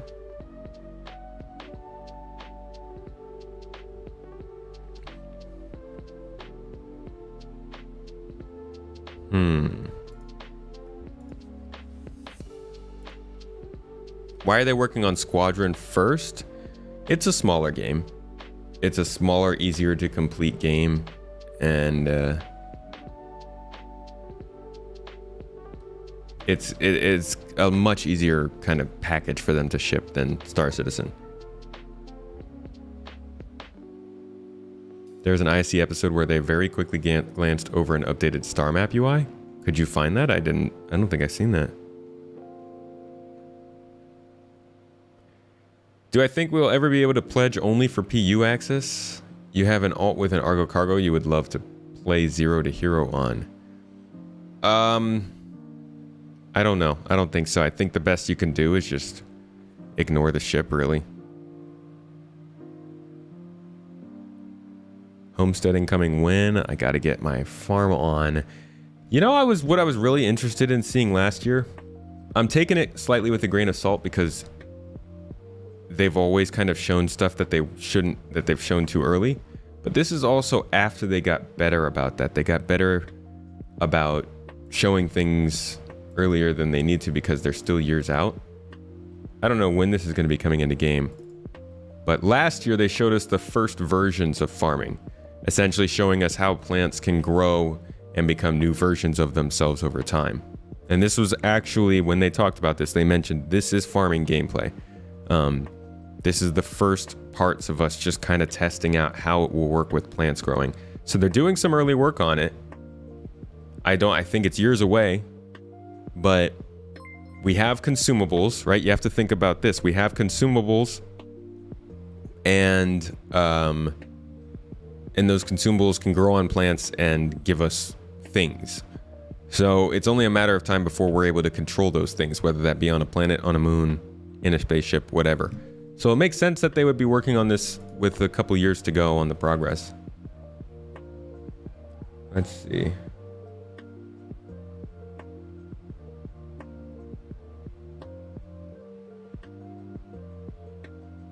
Okay, this is not the right video. I'm trying to find a specific video where they talk about long-range probing.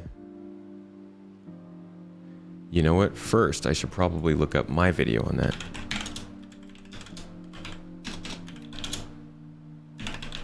Because that will tell me when they made one. June 25th, 2021. So they probably made theirs early June. Here, EU gameplay team. That sounds like they'd go over that kind of thing. June 18th. Yep, that gives me a week. So there it is. All right. This is the feature that I am very excited for. Long distance probing. Well, long distance probing is basically a system. Yeah, Martin, they specifically said that what they were showing us in that scene was farming, was the beginning of farming gameplay. I remember because, well, when they did it, oh Jesus, where was it?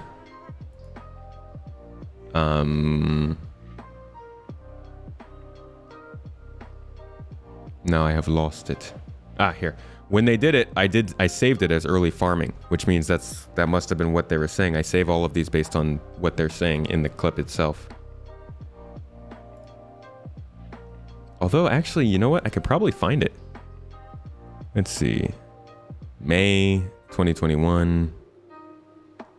Looks like I saved it on June 8th. So it's probably in one of these.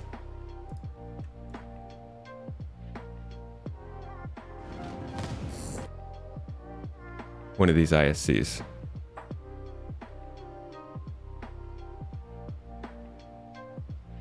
Not this one. I've done a lot of this whenever I was looking for some specific footage. Can you turn down the music a notch? Of course.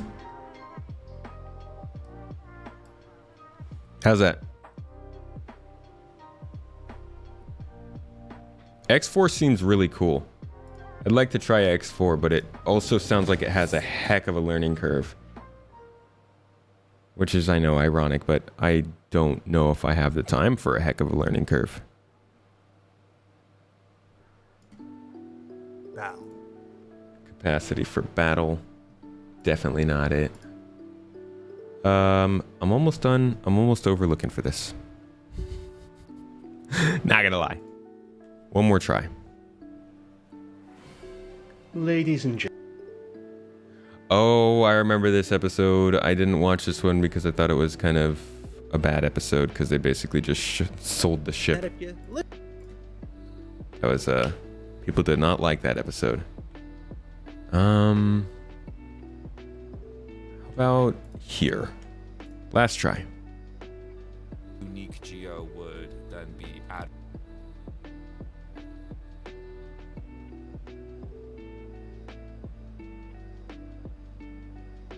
No, I don't think we're gonna see it. Okay, don't worry about it. Here's long distance probing though. That we want to introduce where players have a ship somewhere in space and they can send out like probes and place them anywhere in the same system. And those probes will ping and reveal basically objects that are of interest there or anything that might be there. And those objects could be like mining places, derelict stations, ships, anything that we could imagine that you could find there and we could spawn. And so you find something, then what you have to do there is triangulate. So you have to bring in the probes into position so you get the more precise signal on that. And once the signal strength is enough, you can either decide to generate a quantum beacon that you can basically jump to. You could store that information and sell it to other players. Or what we aim to have there is an analysis gameplay where you basically have a signature, a unique signature of what you found there, and then you compare it on your ship. So basically the drones, the probe sends back the signature, and you sit on your PC on the ship, and you compare the signature with everything that you either bought or you collected yourself in the library. And then you get an idea, okay, this might be in Gladius, this could be in a mining field. And then you can still decide to, okay, I jump there and I look at it, or the risk is too high, I don't jump there. So that's the rough rundown of it. I think what's important here, what we're going to try to introduce here, is that uncertainty. You'll be able to see a graph of how it's like seeing the. So I'm not going to play my voice because I hate hearing my old videos, but I did make a video about this with the whole animation. Took a lot of time on that animation. But basically put what he was saying into graphic sense. And I'll just play that while they're talking. Know the you know the IR, and you'll get the curve of how strong each part. So the idea that I came up with is. And go like, this looks very similar to. Okay, I'm not going to play it while they're talking. The idea I came up with is you have a Carrack in the system. You send the probes out to different areas. They get to all their spots. They would send out pings and eventually try and overlap those pings so that you could see where a location might be. I accidentally got rid of the Carrack at this part. Oops. And eventually you would find the data, send that data back to your ship,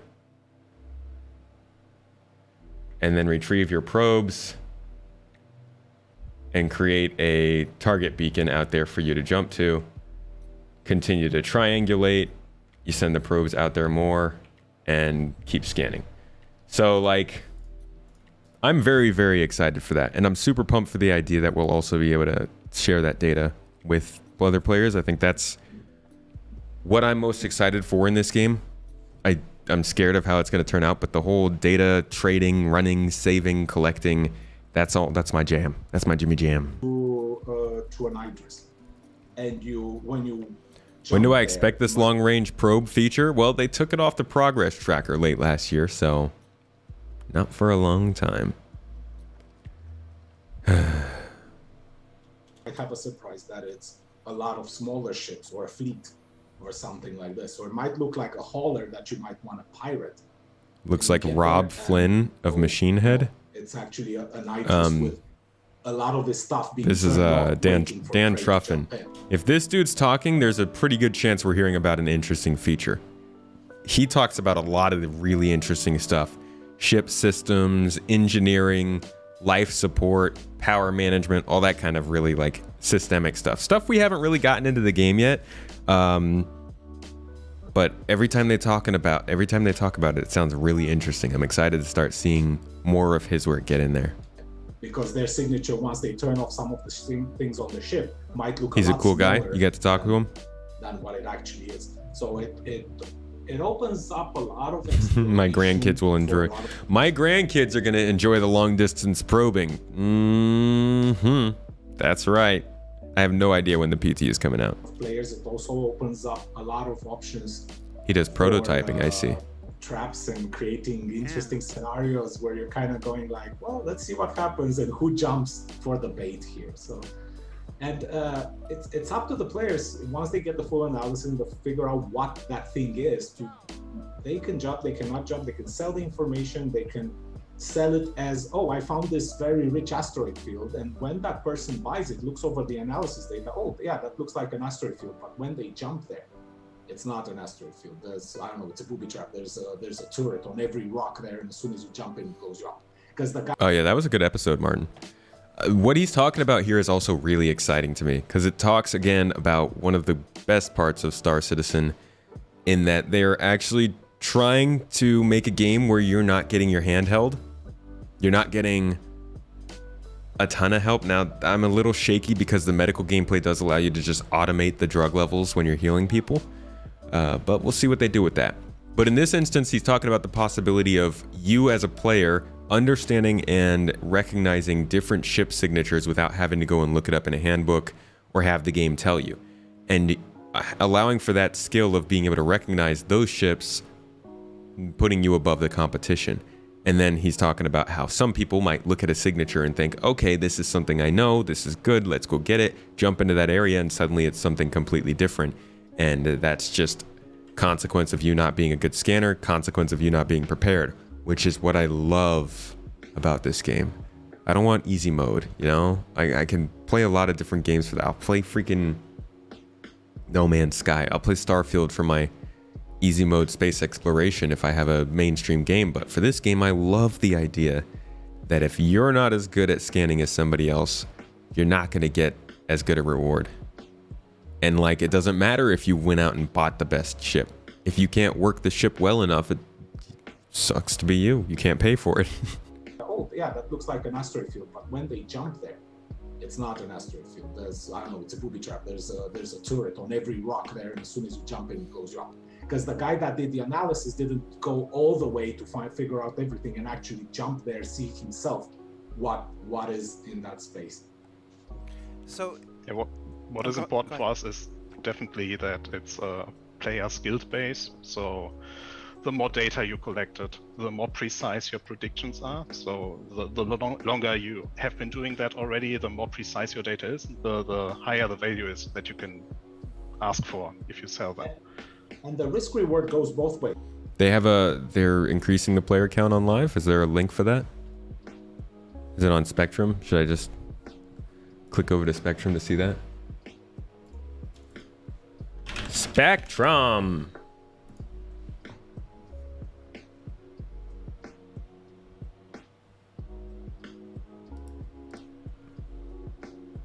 Where do they put this stuff? General or announcements? I think it's general, right?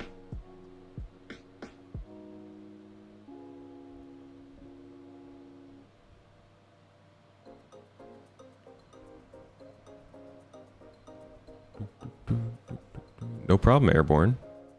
Glad to help. This weekend, Star Citizen. Oh. So the comlink.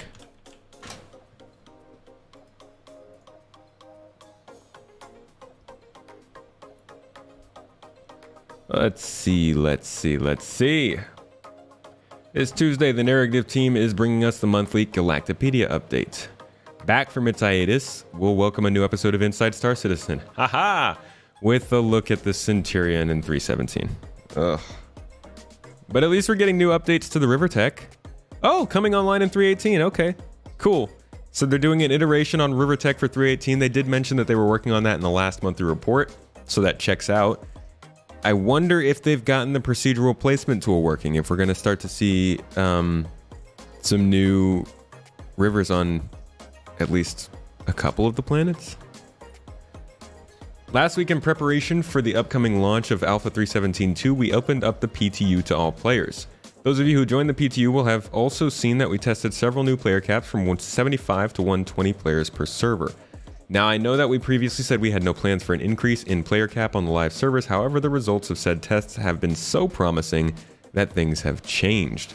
For those reasons, I'm out. Sorry. If I hear those words, I have to say it. We are now exploring increasing the player cap for the live release of 317.2. We're still testing and reviewing, and we'll share more information, including what cap we end up going with very soon. Okay, so they're testing on it. I'm expecting that if they do increase the cap, we'll hear it probably slightly before the patch goes live, but it's not a for sure thing if they're saying that they're testing it. Anything goes wrong. But I do wonder what it is that's gotten into the game that's allowing them to explore this a little bit more. That's exciting. Yeah, I think only Hurston would end up having rivers, if anyone, but hopefully now they'll have planet-wide rivers on Microtech and Hurston, if that's the case. And, you know, I wouldn't mind some rivers on Crusader, if they could figure that out. Make it happen, CIG. Sky rivers. That's why we get so much rain in the northwest. Let's say you're scanning for something, no, it's not scanning, sorry, probing for something, and you find... Yeah, Z, I only do keyboard and mouse. If you get, I think people should get used to flying with keyboard and mouse first. Because I won't say more often than not, every once in a while you end up in a situation where you have to go somewhere else to play besides your normal spot. And most usually they're either gonna have keyboard and mouse and no sticks, or they'll have sticks that aren't keybound how you're used to. So it's worth knowing how to fly on a keyboard and mouse at least. But that's all I do. It's just easier to pick up. And you find the thing, and then you go like, oh, I want the last detail, I'm gonna spend half an hour getting that. By the time you spend half an hour, it might be gone, because that might be a ship, might be a player, might be an NPC that just goes away. It's not gonna wait there forever for you to get all the data about. So it's up to you how much time you want to invest in that analysis part, or do you risk and jump, or do you risk for it to jump away? It's all up to the player. Is this something you guys have been working on alongside? You know, USP has been working on scanning and radar and stuff like this. So does this work hand in hand? Is this something where you need them to finish before you can really get going? It's a bit separate. It uses the same signatures that we are familiar with, EMIR cross-section, but the system has to be different. We are talking about finding things over astronomical unit distances. We're not talking about 50 kilometers or 100 kilometers, which is where our radar kind of stops. And we're talking about, this is space telemetry. You're looking at the really large chunk of space and you get some data, you kind of think there's something there, then you bring your probes closer and closer, you get a clearer image, you get a closer location, closer, you get that pinpoint precise location where you can jump, or you can continue analyzing and figuring out what that thing is before you risk. Red Stang, if you were going to get something on top of a 325 and a mule, I'd probably go for something that can carry some cargo.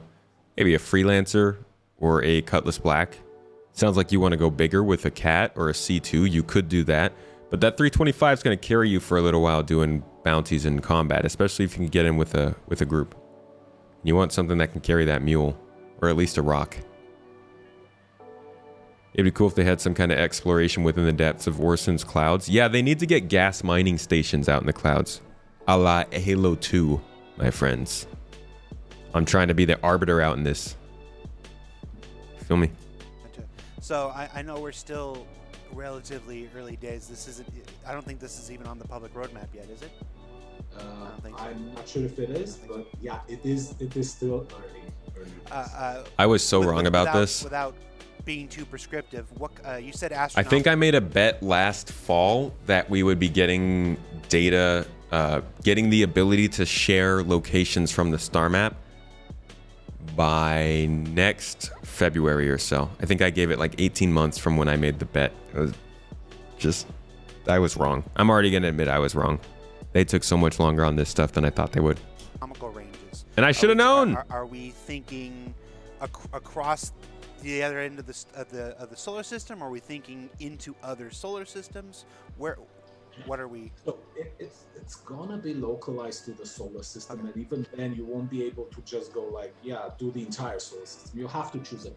You'll look on the map and go like, well, there's been a lot of things happening here. I'm gonna send my probes in that area and see if I narrow down. You might go there, it might be nothing, or it might be something you don't care about. Or yeah, so the probes still have traveling time and a defined amount of fuel they can take. So it's that is a restriction, but yeah, the goal is that one solar system is basically the entire range of one probe. So no going to another solar system with a probe. So you have to travel to another system. All right. Next, we're going to talk about Pyro System. First, I'm going to start with this question about refueling in the Pyro System.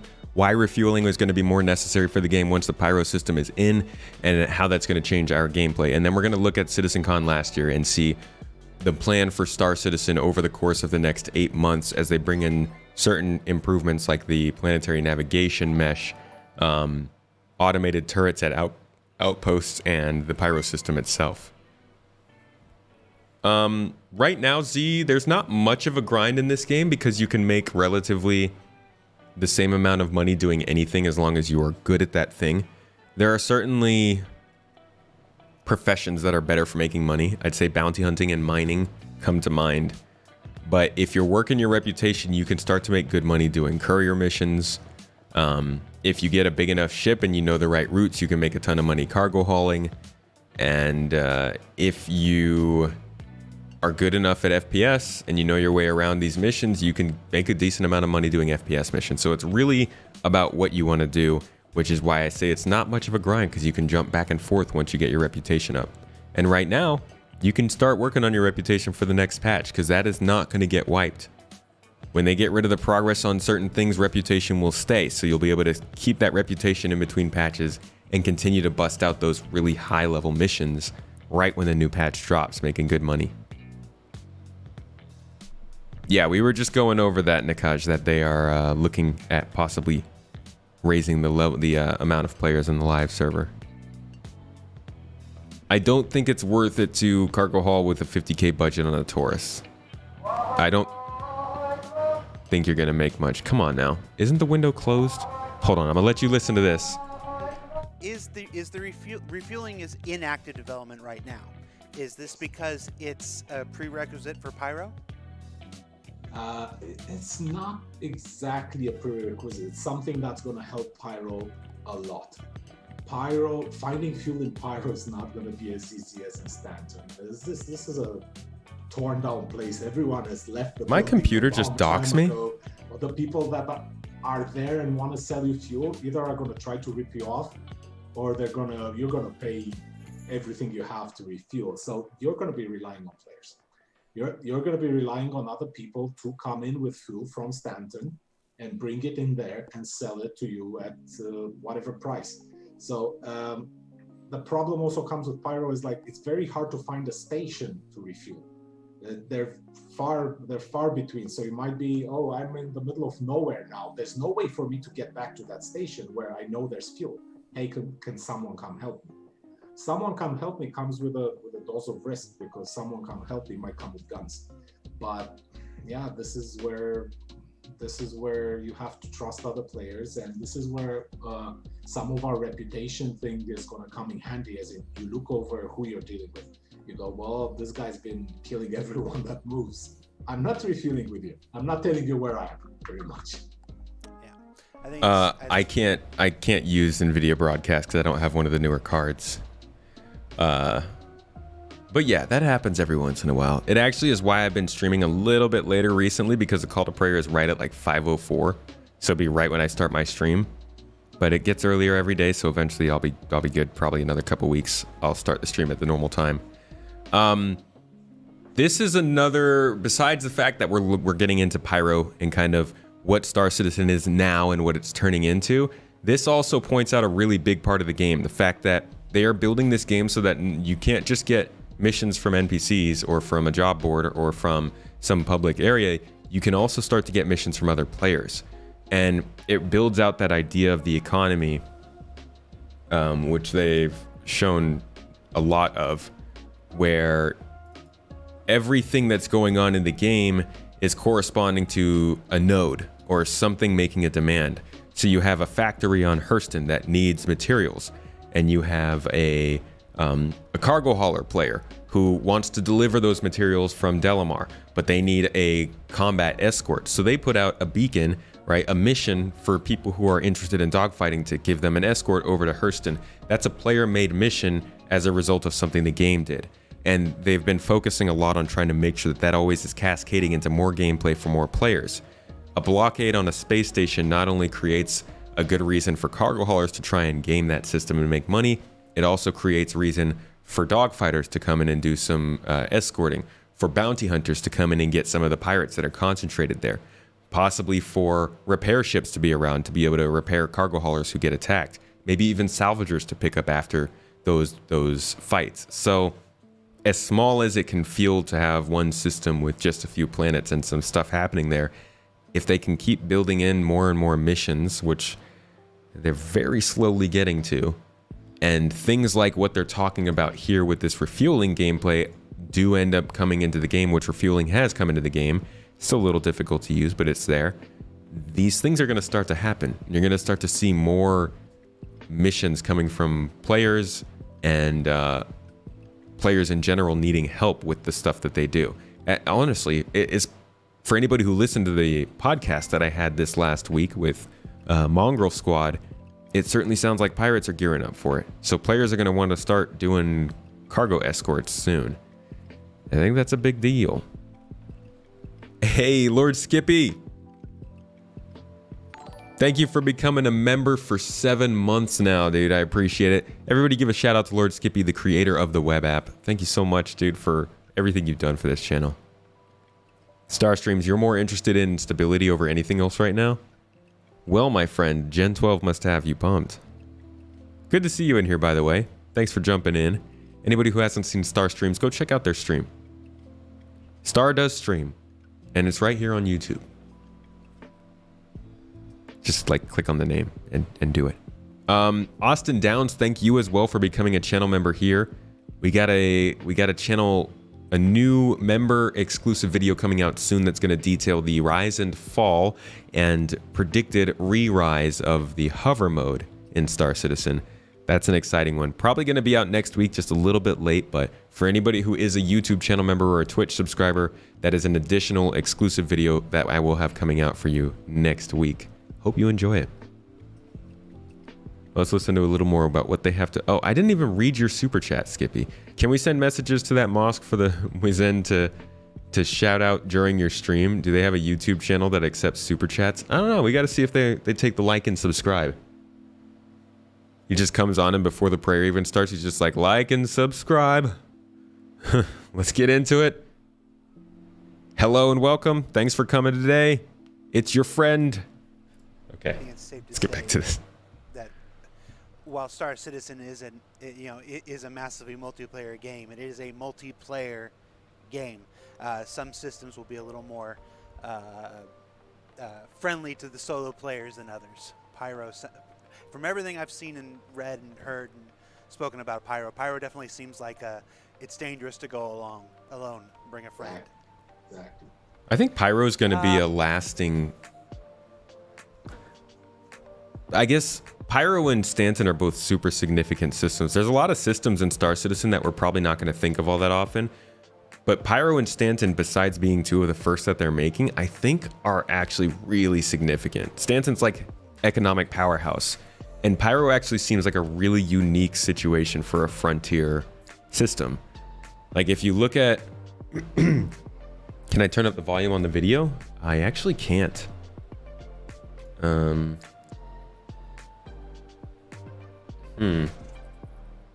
That's interesting. It's not loud enough. It's basically maxed out on my Go XLR. I'm not sure why it wouldn't be coming through louder for you. Do I need to just turn my own talking volume down? Or maybe the music? I can turn down the music and then just turn up the whole stream on your end.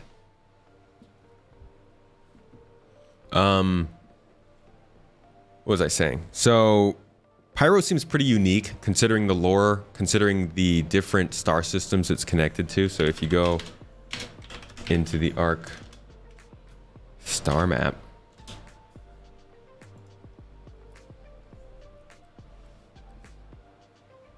can't turn up the volume because you are loud. So I'll turn down my voice and then turn down the music. Now can you boost your own volume? It's the best I can do. Now I can't hear myself.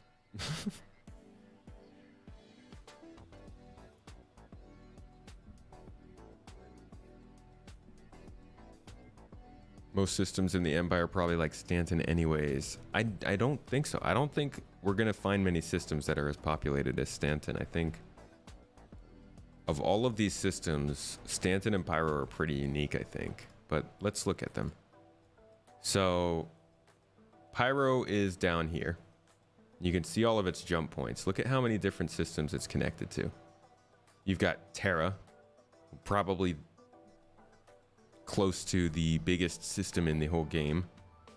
You've got Stanton, another of the biggest systems in the whole game. Nyx, which is a kind of a lawless system. It's sort of a fractured system. Hadrian, you've got Cano, Oso, which is unclaimed, but this is also only, I believe, 2 jump points away from alien space. So if you go from Pyro to, where was it? Oya? Yeah, Pyro to, no, it's not Oya. I actually might be wrong about that. I think it might be 3 jumps away.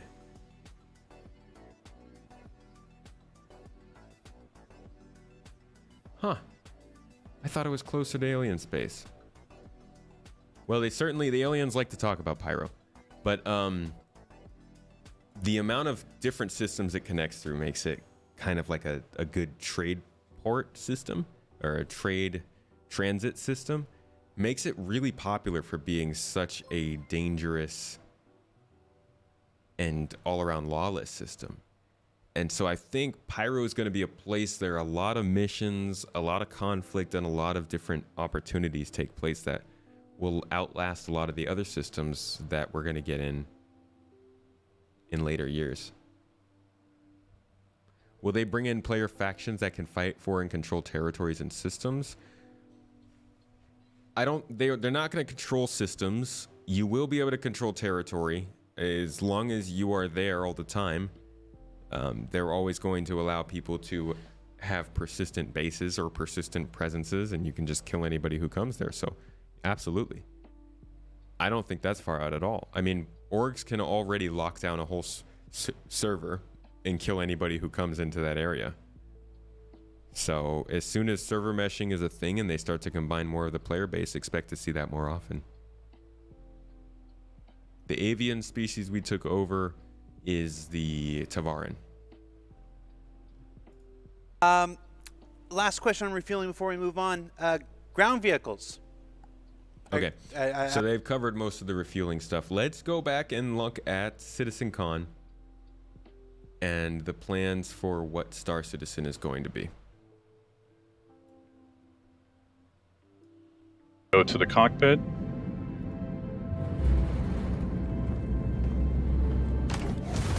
So here we're over Pyro 3. Difference between a territory and a system is going to be the size.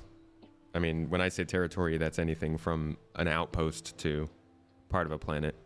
But I don't think there's ever going to be enough players in the game in a single system to hold down a whole system. I just don't think that's really feasible, especially because players do not make up the majority of entities in a system.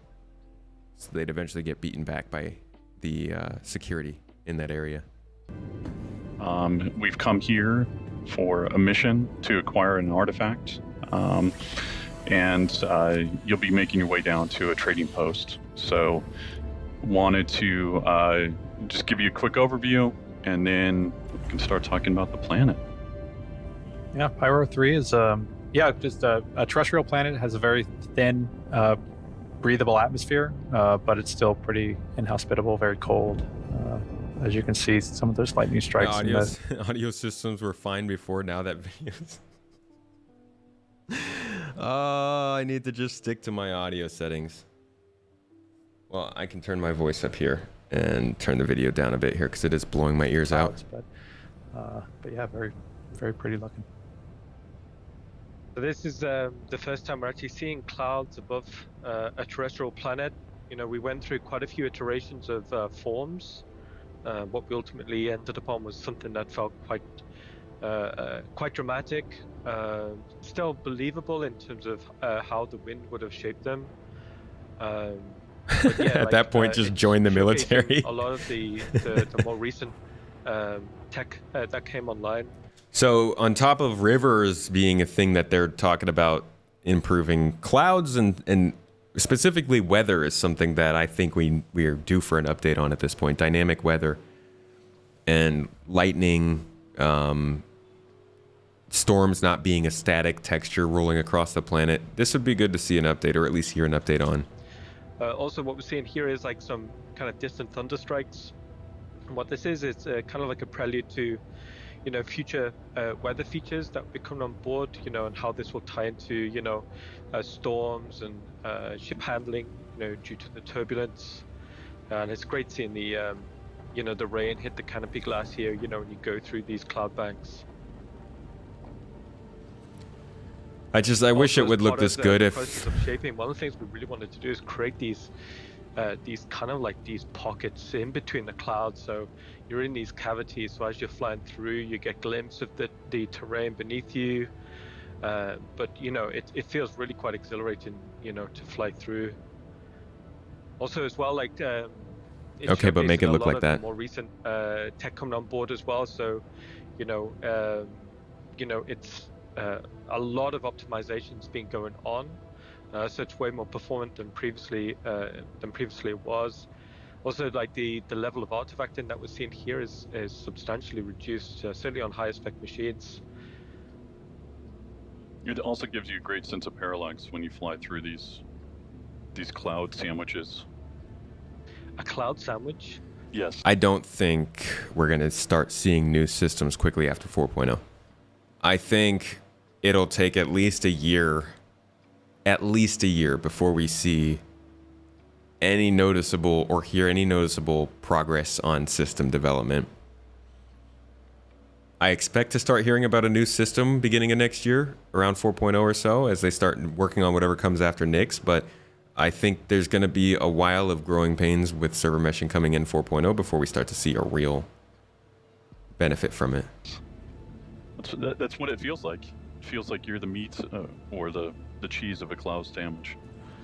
The cheese of a cloud sandwich. So as we get out of the cheese, another really big feature that was important for me was, terrain shadowing and terrain occlusion from the cloud. So you're actually seeing, these large areas of occlusion cast onto the terrain, and it just adds that depth. It just adds that believability to what we're seeing in the frame. And when you see like these dark overcast clouds and they're hovering above the mountains, it finally completes the frame. Especially when you see these distant rumbles of thunder in the distance.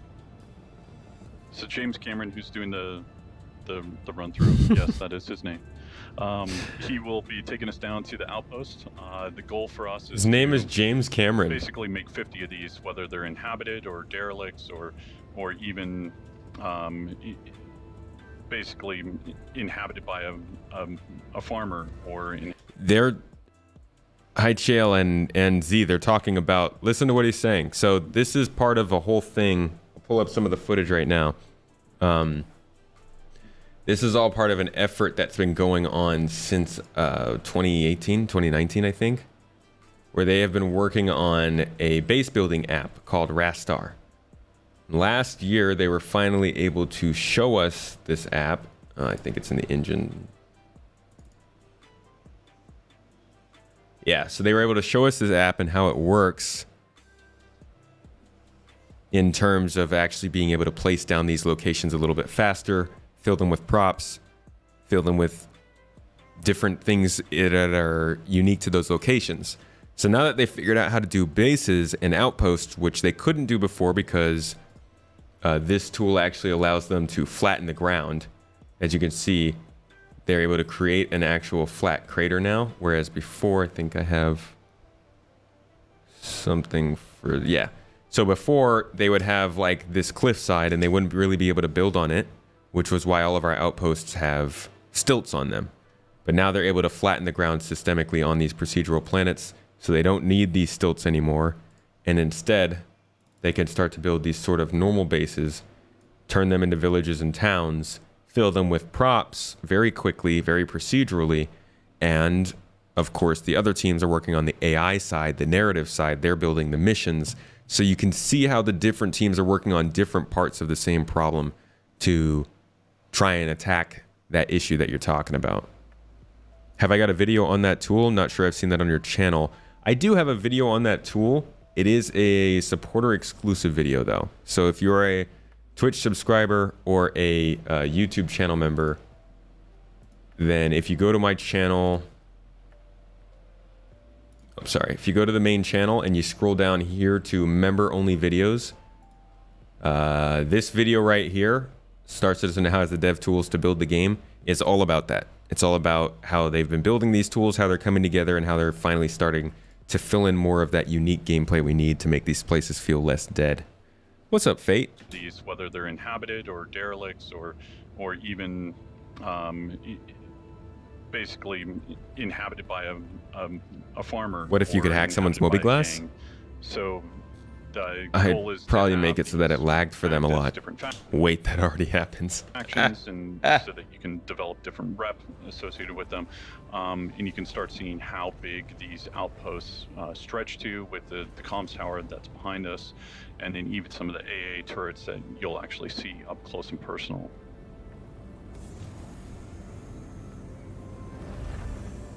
I want to land like this. This ship looks so freaking heavy when it touches on the ground. Give me more of this goodness.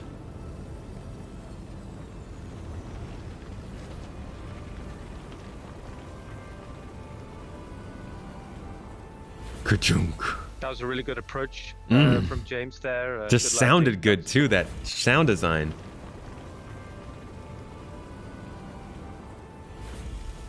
That was a really good approach from James there. Good landing. That was a good solid 3 out of 10. Have I heard of Verity's tomato hat? They got a tomato hat? Yeah. I need one of those. At least. No one's ever got a 6. Gotta watch me land, man. So here we'll go down to the... Yeah, they're gonna have 9-to-1 AI to characters. The NPC, not NPCs. They'll be AI, and sometimes they'll be converted to NPCs, but for the most part, they'll be simulating in the background. Controlled component areas, and then onto the gravity generator. Tin Cup, thank you so much. And the stairway out. What is that emote? I don't know that one. Oh, that's the tomato hat? What? Oh my gosh. I gotta send a cease and desist. I'm honored. So you'll be able to learn more about the ship in one of the later panels that we have with Ben, Paul, and John. I think the team did a great job on this. Yeah, 400i is awesome. I think this is one of my favorite skins. Yeah. Yeah, they did a new skin, just something that felt a lot more, suitable for Pyro. But you can see how it feels suitably worn and weathered, to fit into these climates. And what we're seeing here is first boots on the ground, on Pyro. I think it looks great, especially in contrast to what we're seeing here is like actual AI on the terrain, walking about, going about their business. And is that an AA turret there? It is. And radio comms towers and all these other elements that we want to make sure that are interactive for the player. Let her explain. And allows them to... I look forward to it. I'm going to show you guys something here. Something that relates to that mention of radio towers. Once I can find it, where would that be? That might be in locations. Yeah, here we go.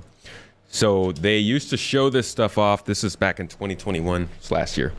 And you can see these are some of the components that they've added. If you look closely in this demo, you'll see some of this stuff around on the sides of buildings, on the tops of buildings, hanging off of buildings here and here and here. And all these other elements that... Just hanging around, you'll see these components that they once demoed to us, and you can see in these components, when you look at what they are, this is a battery pack, right? And now we know that they're doing battery pack stuff, because if you go back to this kind of footage, you can see that they've already looked at taking batteries out of things to shut power down, right? This is a power plant. Turn the battery off, or turn the power plant off, pick up a battery, put it in, it turns back on, right? So we know that they've been dealing with power-related stuff. They've also shown this to us, at least on the UI side, in ships.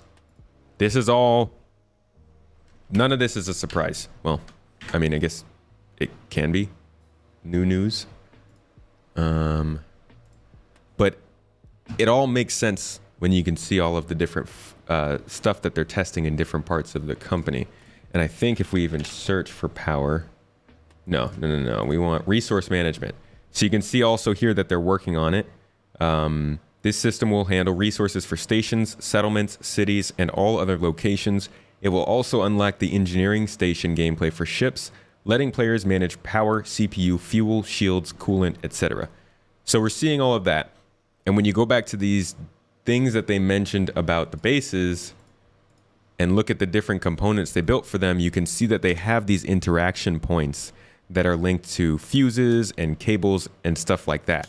So you can see these are more interaction points, and these are the fuses for these cooling towers. Here's some solar power plants with a fuse interaction point. Here is a life support system that's put on the side of a base. So all of this stuff is the kind of stuff that they can throw missions at, they can throw little tasks at, they can use to make these cities feel a little bit more interesting to see and use. And then when we get to watch these demos, you can see these things popping up around the demo. They're not functional yet, of course, but you can see where it's headed in that direction. For the player and allows them to... All the electric and module stuff, they got a setback last year, but we're seeing resource management looking like it's going up into early next year in terms of current planned work. So probably not until next year. But they've been doing a lot of work on this. This is like this is no joke, this resource management. We've been seeing some pretty interesting development on this since before this date. So they're really working at this. And I think this is going to be a pretty major part of the game. It's kind of low key. They don't talk about it too much, but engineering and resource management feels like a pretty significant section. Go and explore or use to their advantage. We want them to be able to interact with these. Laughs in CIG. Here Nobody you can see, really like, knows Z. Various outpost modules, to the right there, we've got the garage unit. You can see the infrastructure on the roof. But this large, beautiful, archway here kind of signifies, the main entrance, the primary entrance to the main social module. I think the airlocks look great. Fits in with the art style beautifully. The team did a great job on this. And then we've seen the concept art previously in the day, and then here you can see it translated in game. I think it absolutely looks fantastic. The radial forms, is quite special to this art style, and you can see how that complements these archways that lead into other areas of the outpost. So with the Fate, AI, that's an interesting theory. An exciting one for sure. But I don't know. we want to make sure that it's living, it's breathing. If you look back a little bit, there was a chef actually cooking. There's security guards here to make sure that they're actually protecting their investments, protecting their CryEngine, so the reason that CryEngine wouldn't have this stuff is because Cryon was built as an FPS level creator. So CryEngine would have made this town for them, but it couldn't make this town and put it on a planet. And it couldn't put that planet in a giant solar system. And it couldn't put all these NPCs on that planet in this town, walking around on the ground, calculating their paths. The engines look similar in the way that they present themselves, but they're built much, much differently. This has a much higher level of detail when it comes to precision, like placements. They use a much more precise level of placement whenever you look around in the game. The inventory systems and the way that objects are tracked is different. A lot of this stuff is very different in the way it's made because they're not just walking on some flat map and just working this out in a preloaded area. This is a small section of a small area of a big planet that's being kind of brought in parallel to everything else. If you follow the 80-20 rule, 80% of the work for any given project takes 20% of the time. The other 20% takes remaining 80% of the time. Yeah, I think the 50% of the work for them takes like 200% of the time. How much of this demo do I think will reach the PU? All of it.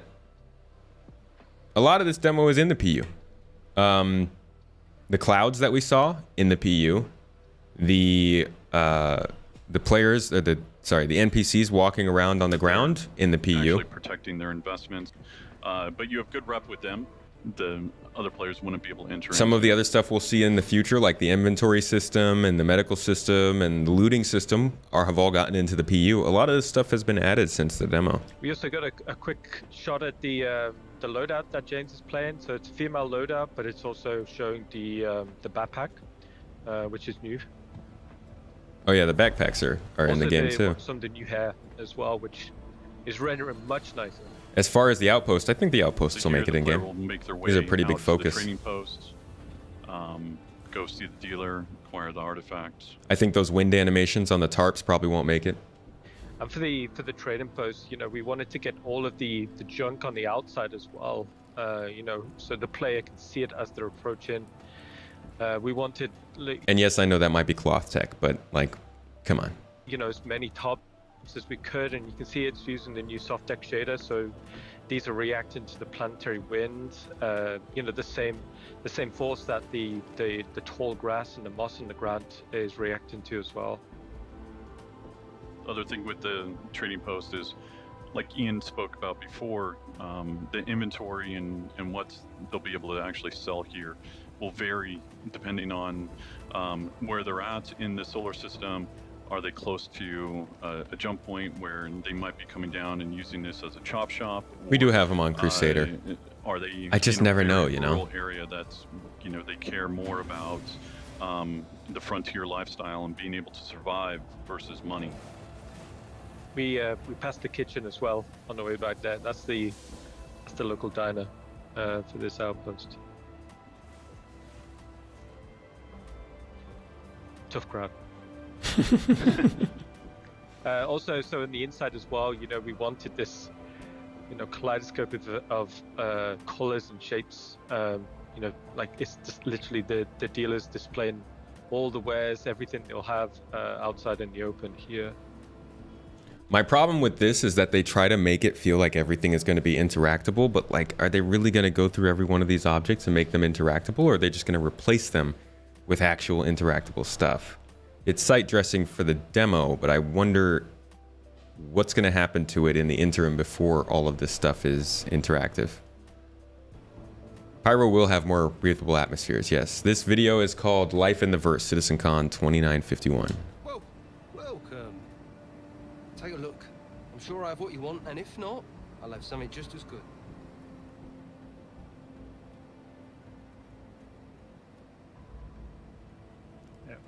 Do I think players will be able to own their own space stations? I don't know about space stations. It is a stretch goal. But definitely bases. The ability to run a space station is a stretch goal. I don't know about owning it. Cloth animation's easy in Lumberyard. Remember though that they're not using Lumberyard for this cloth animation. They built their own technology for that. So they've moved past Lumberyard, they've moved past CryEngine, and they've been building their own cloth animation tech, among other things. Maybe sprites. Yeah. Oh yeah, very good choice. Very good.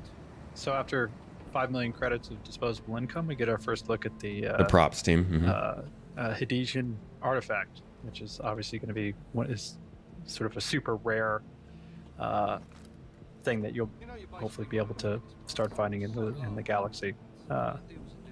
Which is sort of, if you're familiar with the lore of Hades, was an old civilization that Yo, Daddy Cash, thank you so much for the sub. I appreciate you. 14 months, dude. Wow. Yo, that's a long time. Thank you for that Twitch support. So somehow this trader has gotten their hands on this artifact.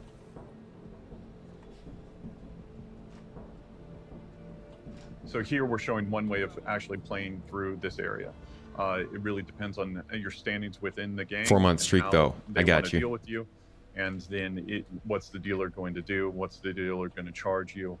And I'm not a big fan of the list format, but I do hope, like, I mean, he does bring it out and present it to you at least before you buy it. So here we're going to run it back a little bit and show off a different way of entering into the trading post. This is a little bit more straightforward versus the in demo 1. Yeah, this is the old video from last took year. a side route through the social area. So yeah, this is just some additional warehouse space. House move's the going trading well. post would have. Thanks for asking. We're getting along. Making the final touches right now. This courtyard. Paying it all back slowly. For the keen-eyed people, you'd see that the barbecue's still not been eaten yet. The grill master would be fired. Yeah. Still full of wieners.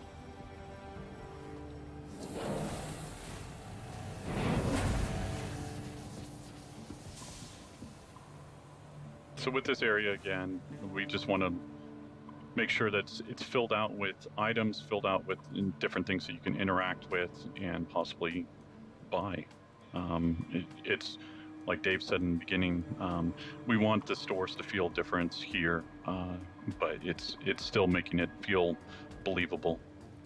Quick reference to some... Yeah, no, I'll catch you later. Thanks so much for modding today.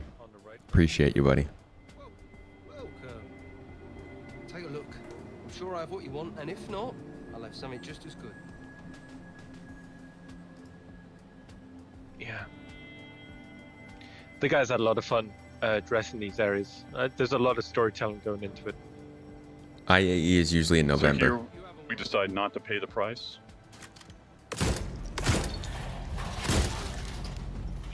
And we don't mind losing reputation with the faction, and decide that we're going to take the artifacts through betrayal. Just take it. Straight into the backpack. So here we've got different routes for the players to enjoy and to use to flank and also navigate around. So each area will have different secondary and tertiary routes of navigation. James was really just trying to scare him there versus actually kill him. That was intentional. Good shot, James. You could also, if you notice real quick, there was the civilians are actually cowering as opposed to fighting, which is kind of, you'll see another coming out, but it's super cool. So again, here the player will have the choice, you know, do they actually want to interact with the civilians, or, you know, does their conscience get better of them? I think James made the right choice there. He was nice, yeah.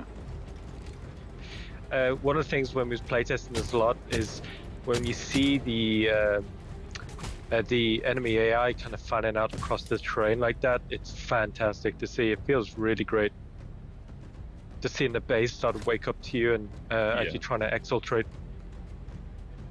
Also, I know it's under you know, combat stress, but that yellow grass just looks fantastic.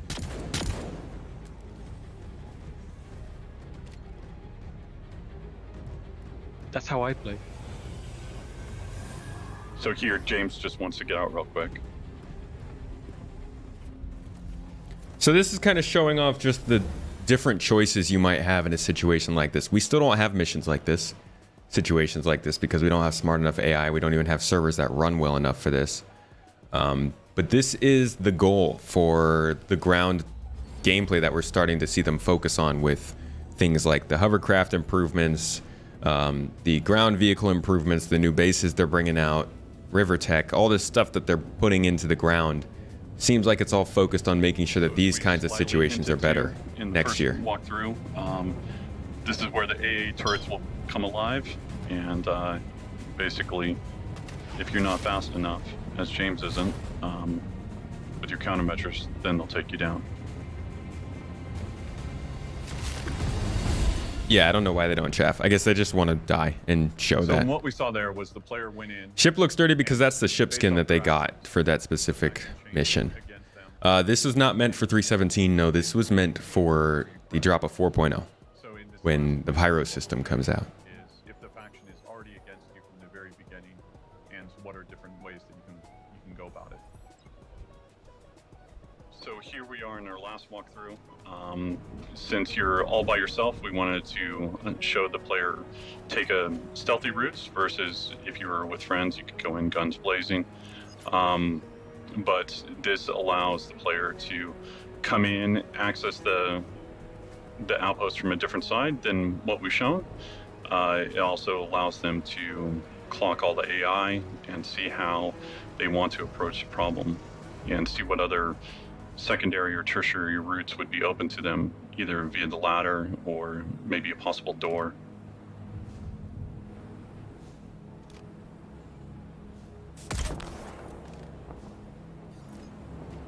Good night. That was a great shot. Also, one thing we did as well, as Todd said, we changed the time of day. The wind is slightly stronger, so you'll see the gorgeous yellow grass blowing just a little bit more intense than before. Also, what we're seeing here is like something to imply at the frontier living. Maybe they're growing crops or vegetables out here, but it also gives a kind of like a soft cover approach to the perimeter of the base. Nice. Also, with it being a different time of day, this allows us to show off the AI having their 24-hour schedules so that they can be in different areas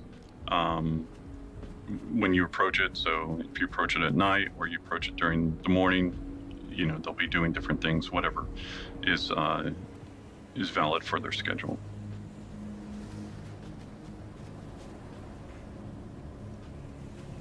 That door's locked, so there's no going through that way. But what James does actually see here as he's scouting out the next AI is, just checking the roofline. But as I said previously, we wanted as many kind of like views in. I'm pretty sure he looks at him. Does he not look at him? As many kind of like. Doesn't he turn his head and look straight at this dude? And he's just like, oops, views bye. In to the base as possible, just so the player can continue to keep context of what's inside. But also when you're inside, it allows the player to have context of where they're at within the actual outpost. And that was a great shot. The AI fell beautifully on the already called out beautiful yellow grass and moss. Also, as James is looking, this isn't ready to be in the game, Max Skinny. This is like a minimal viable showcase for them. What they're showing us is probably running on like half working code and it's not cleaned up or ready to go into an online environment or anything like that. This is just them showing they basically just took the area they made, planted a bunch of NPCs and stuff, and gave it some motion. This isn't actually the game itself running. Back. What he's doing is actually making a mental map of possible routes, possible advanced traversal routes on top of the outpost. Intent demo, yeah.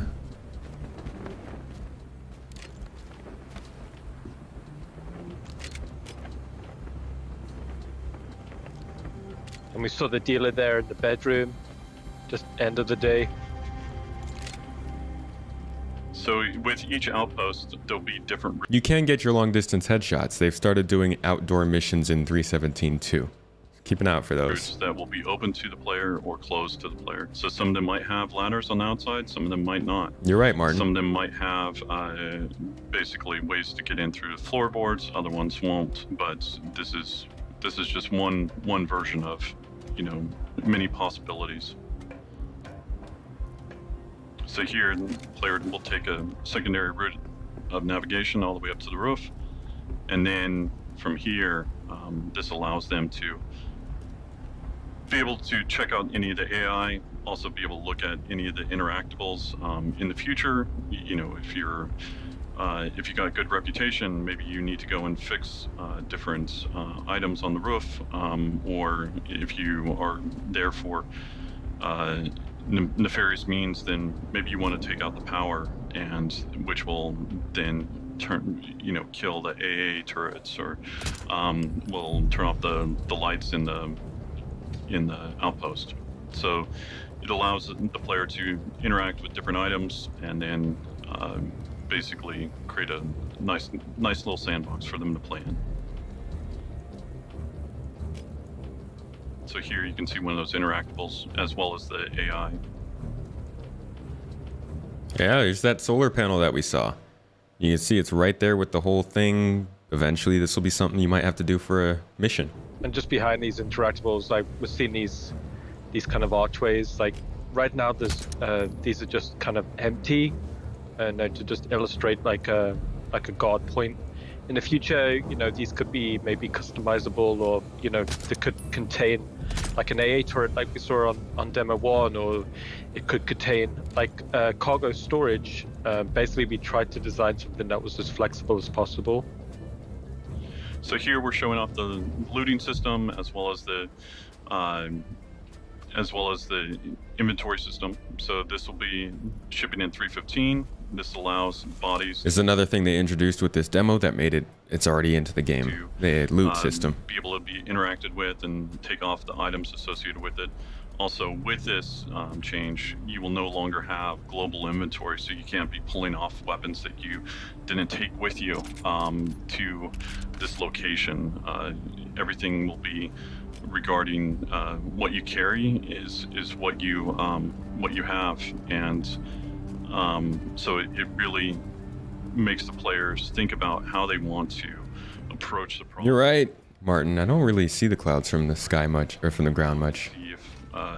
The designers have placed different things that they can interact with or use to help get past a certain route or a certain way that they maybe didn't bring with them. Anybody else notice how the sun barely moves throughout this demo? 315, the Knickknacks app for your Mobiglass. So now that you aren't carrying everything on your body and it's not sort of universal inventory, you'll be able to consult this app to see kind of where stuff is being stored and keep it better organized and stuff like that. So here, this allows the player to have a quick little puzzle, but just gives them a little bit more interaction, and then allows them to go on to a... Could be a slow planetary rotation. A tertiary route, versus climbing up the ladder and possibly having to deal with the AI or them being spotted by them.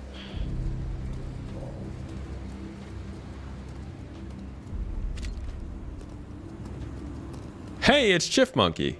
Dude, I used to use your music so much when I couldn't find OST from the also, I think the team from Star Citizen itself. As well as is it a blue coda? These are really I thought it was normal colored. And sneak around in, and allows. It's cool to reload, Void. Many possible, ways of attacking the same problem.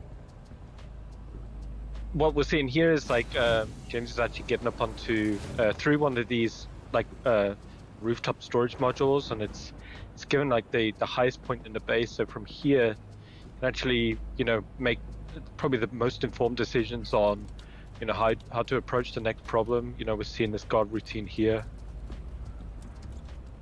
Just and sodas. Ultimately, throwing an item to distract the guard. And you're telling me that guard didn't hear that? Allows them to... Dude, slammed into the ground. To go and access new areas. It's a behavior that we're still working out, but at least we're seeing like the first iterations and be able to... Alright, I'm going to skip forward a little bit here. Yeah, rooftop, some more platforming inside. An advanced traversal up into the rafters, getting on top of some infrastructure and getting like this overview as we go into the garage module. So here, this is placeholder, but it gives you an idea of, we want to have different interactables, different loot boxes laid out around the location. So if the players explore, they'll be rewarded. We want to encourage them looking in every nook and cranny and enjoying, what the outpost has for them. And one of the things that's interesting is these garages won't be vehicle spawn points, so it's not like a big kind of like pad in the middle, but it's more like, you know, if you want to have your vehicle there, you got to drive it in and park it. So here you can see a variety of vehicles just laid out how the player would have just parked them. Just gives a much more believable and realistic design.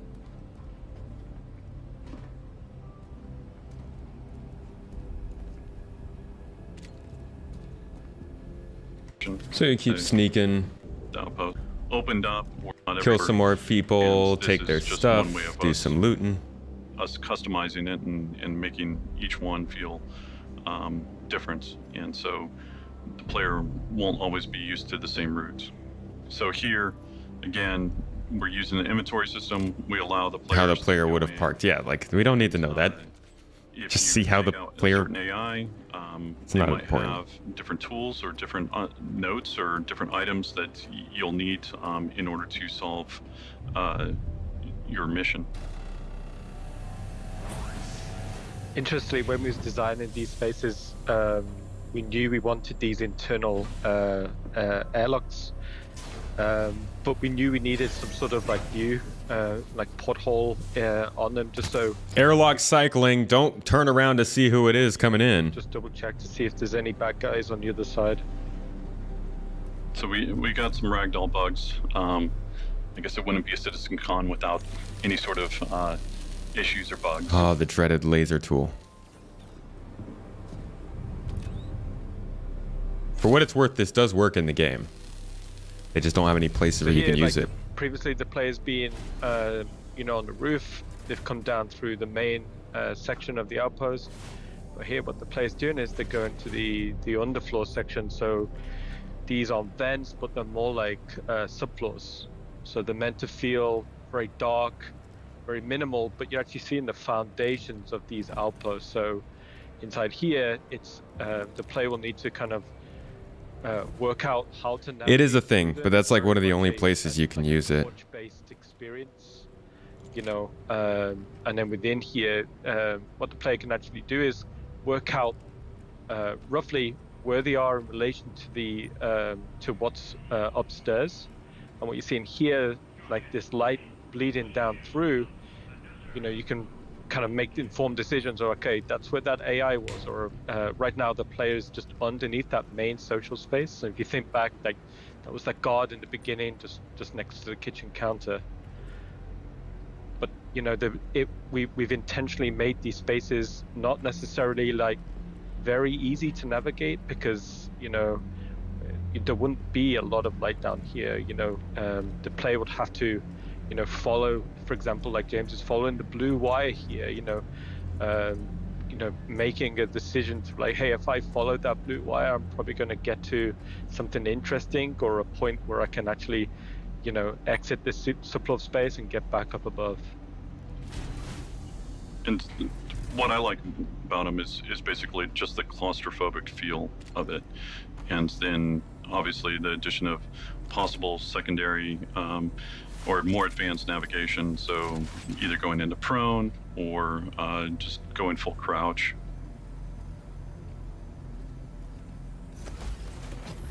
So here we come out in the bathroom space. That's on the other side of the garage. So we're on the He got screwed because his mirror doesn't work. Loser.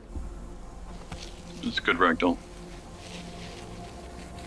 Now the body drag. So we take this guy, we loot his stuff, we get all changed, we get on the normal stuff that makes us look like we work there. Then we walk out and in the old notice you as quickly. The outfit, because you know, there's only like 20 people at this city. Nobody would recognize that you're the wrong person. But this time on the other side. And then this door will lead directly into the habitation room that we saw previously on the outside. Speaking of fun ragdoll physics. That was a great one. Yeah, the backpack on the clothes is a little annoying. Decided to take the dealer out instead of actually figuring out how they could open up the safe. So they're going to have to look around the room. They're going to have to interact with the body and possibly see, you know, is there a way for them to actually open it? In other cases, maybe the safe will be hackable in the future, and in some cases it won't be, and then you'll need to figure out a different way of actually opening it.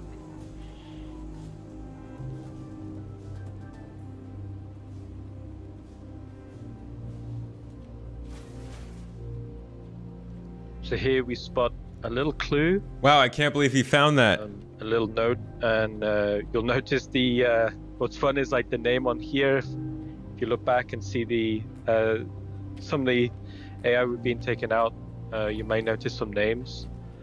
So here's the clue for the player.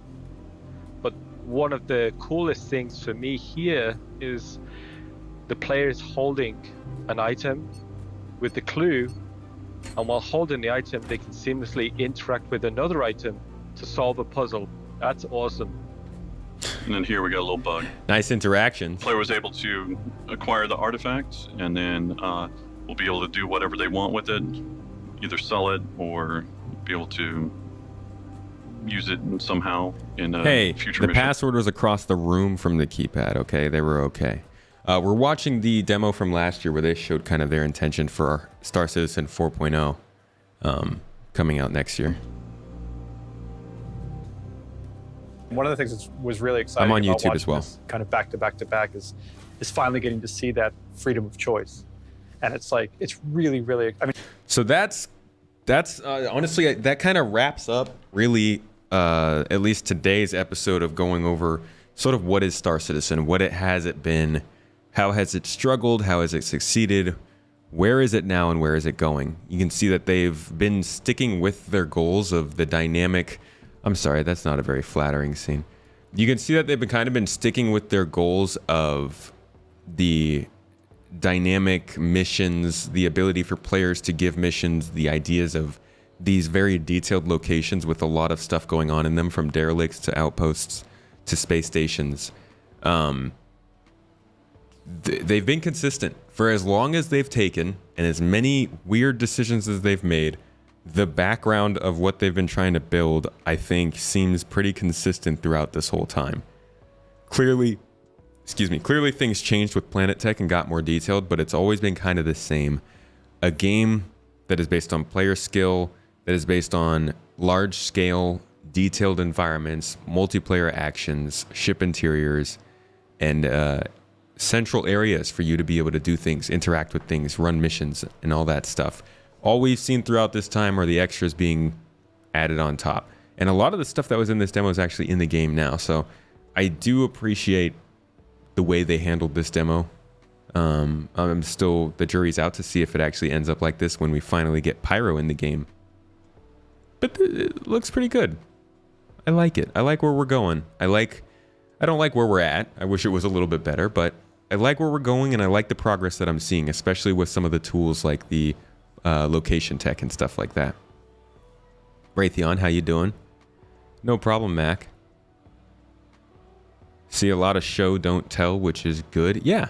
This is much more efficient like that. Don't leave my black eyes need a ice extraction for that.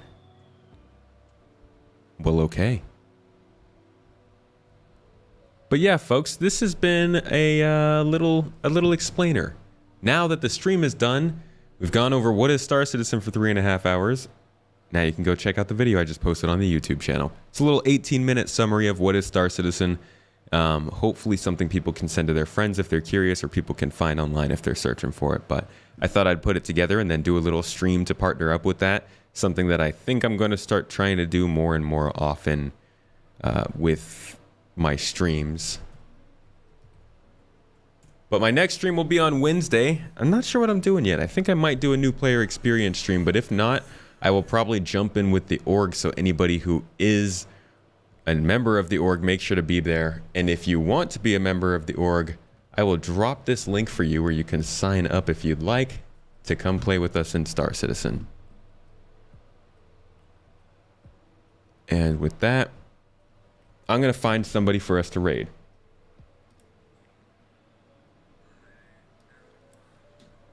But thank you to everybody.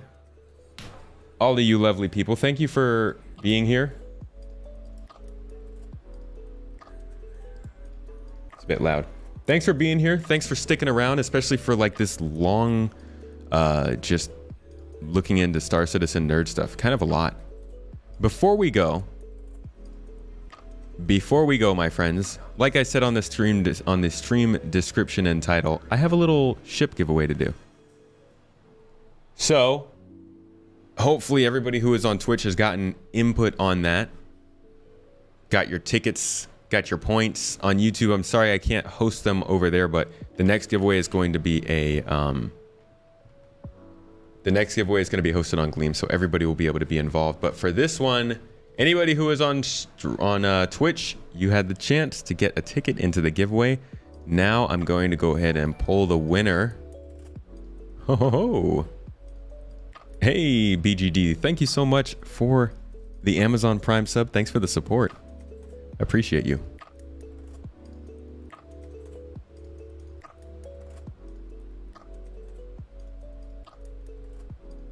Get in there, get in there.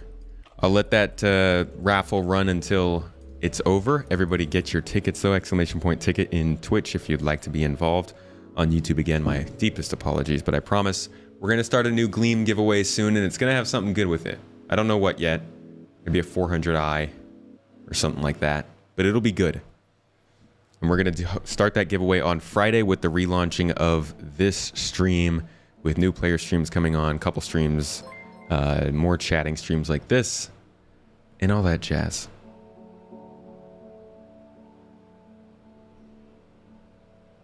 Now, who should we raid?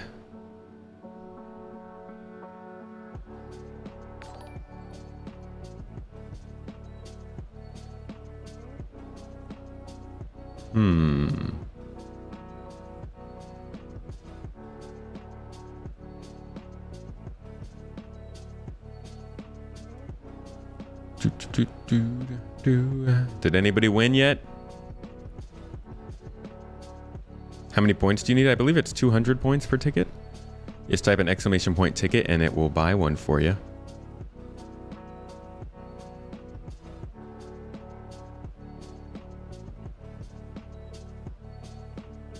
All right, we're gonna throw a raid at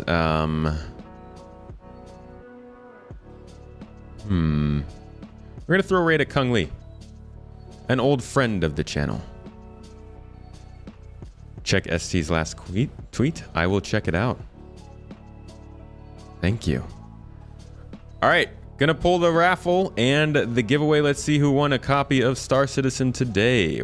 Giveaway is closed, and the winner is Herbie. Herbie with a 2.18% chance of winning. I don't know if you are here now, Herbie, but I'm gonna go ahead and shoot you a message. Thank you so much for being involved. Thanks for taking part in all of this and being a part of the channel and the community. Thanks everybody for getting into that giveaway. I hope you all enjoyed at least, like, you know, getting points or something. We're gonna reset the economy and we're gonna start over these giveaways this Friday. So make sure to come around to the stream and check out what's new and what we're giving away now. Who did I say I was gonna stream? Or who was I gonna raid? Kung Lee, that's right. Also, Anton, I see you becoming a YouTube channel member. Thank you so much for that. Make sure you check out those exclusive videos you just got access to on the main page. And thank you again, everybody, for being a part of this. Thanks for being here. Thanks for supporting the channel, for viewing, for watching. In 10 years and having only one system is embarrassing. Makina, they haven't been working on one system for 10 years. I'm sorry to say.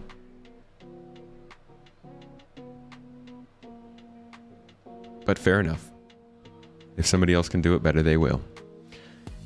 Anyways, folks, I'll catch y'all next week. Or actually, no, I'll see you on Wednesday. What am I talking about? Have a good one, everybody. I love you. Peace out, yo.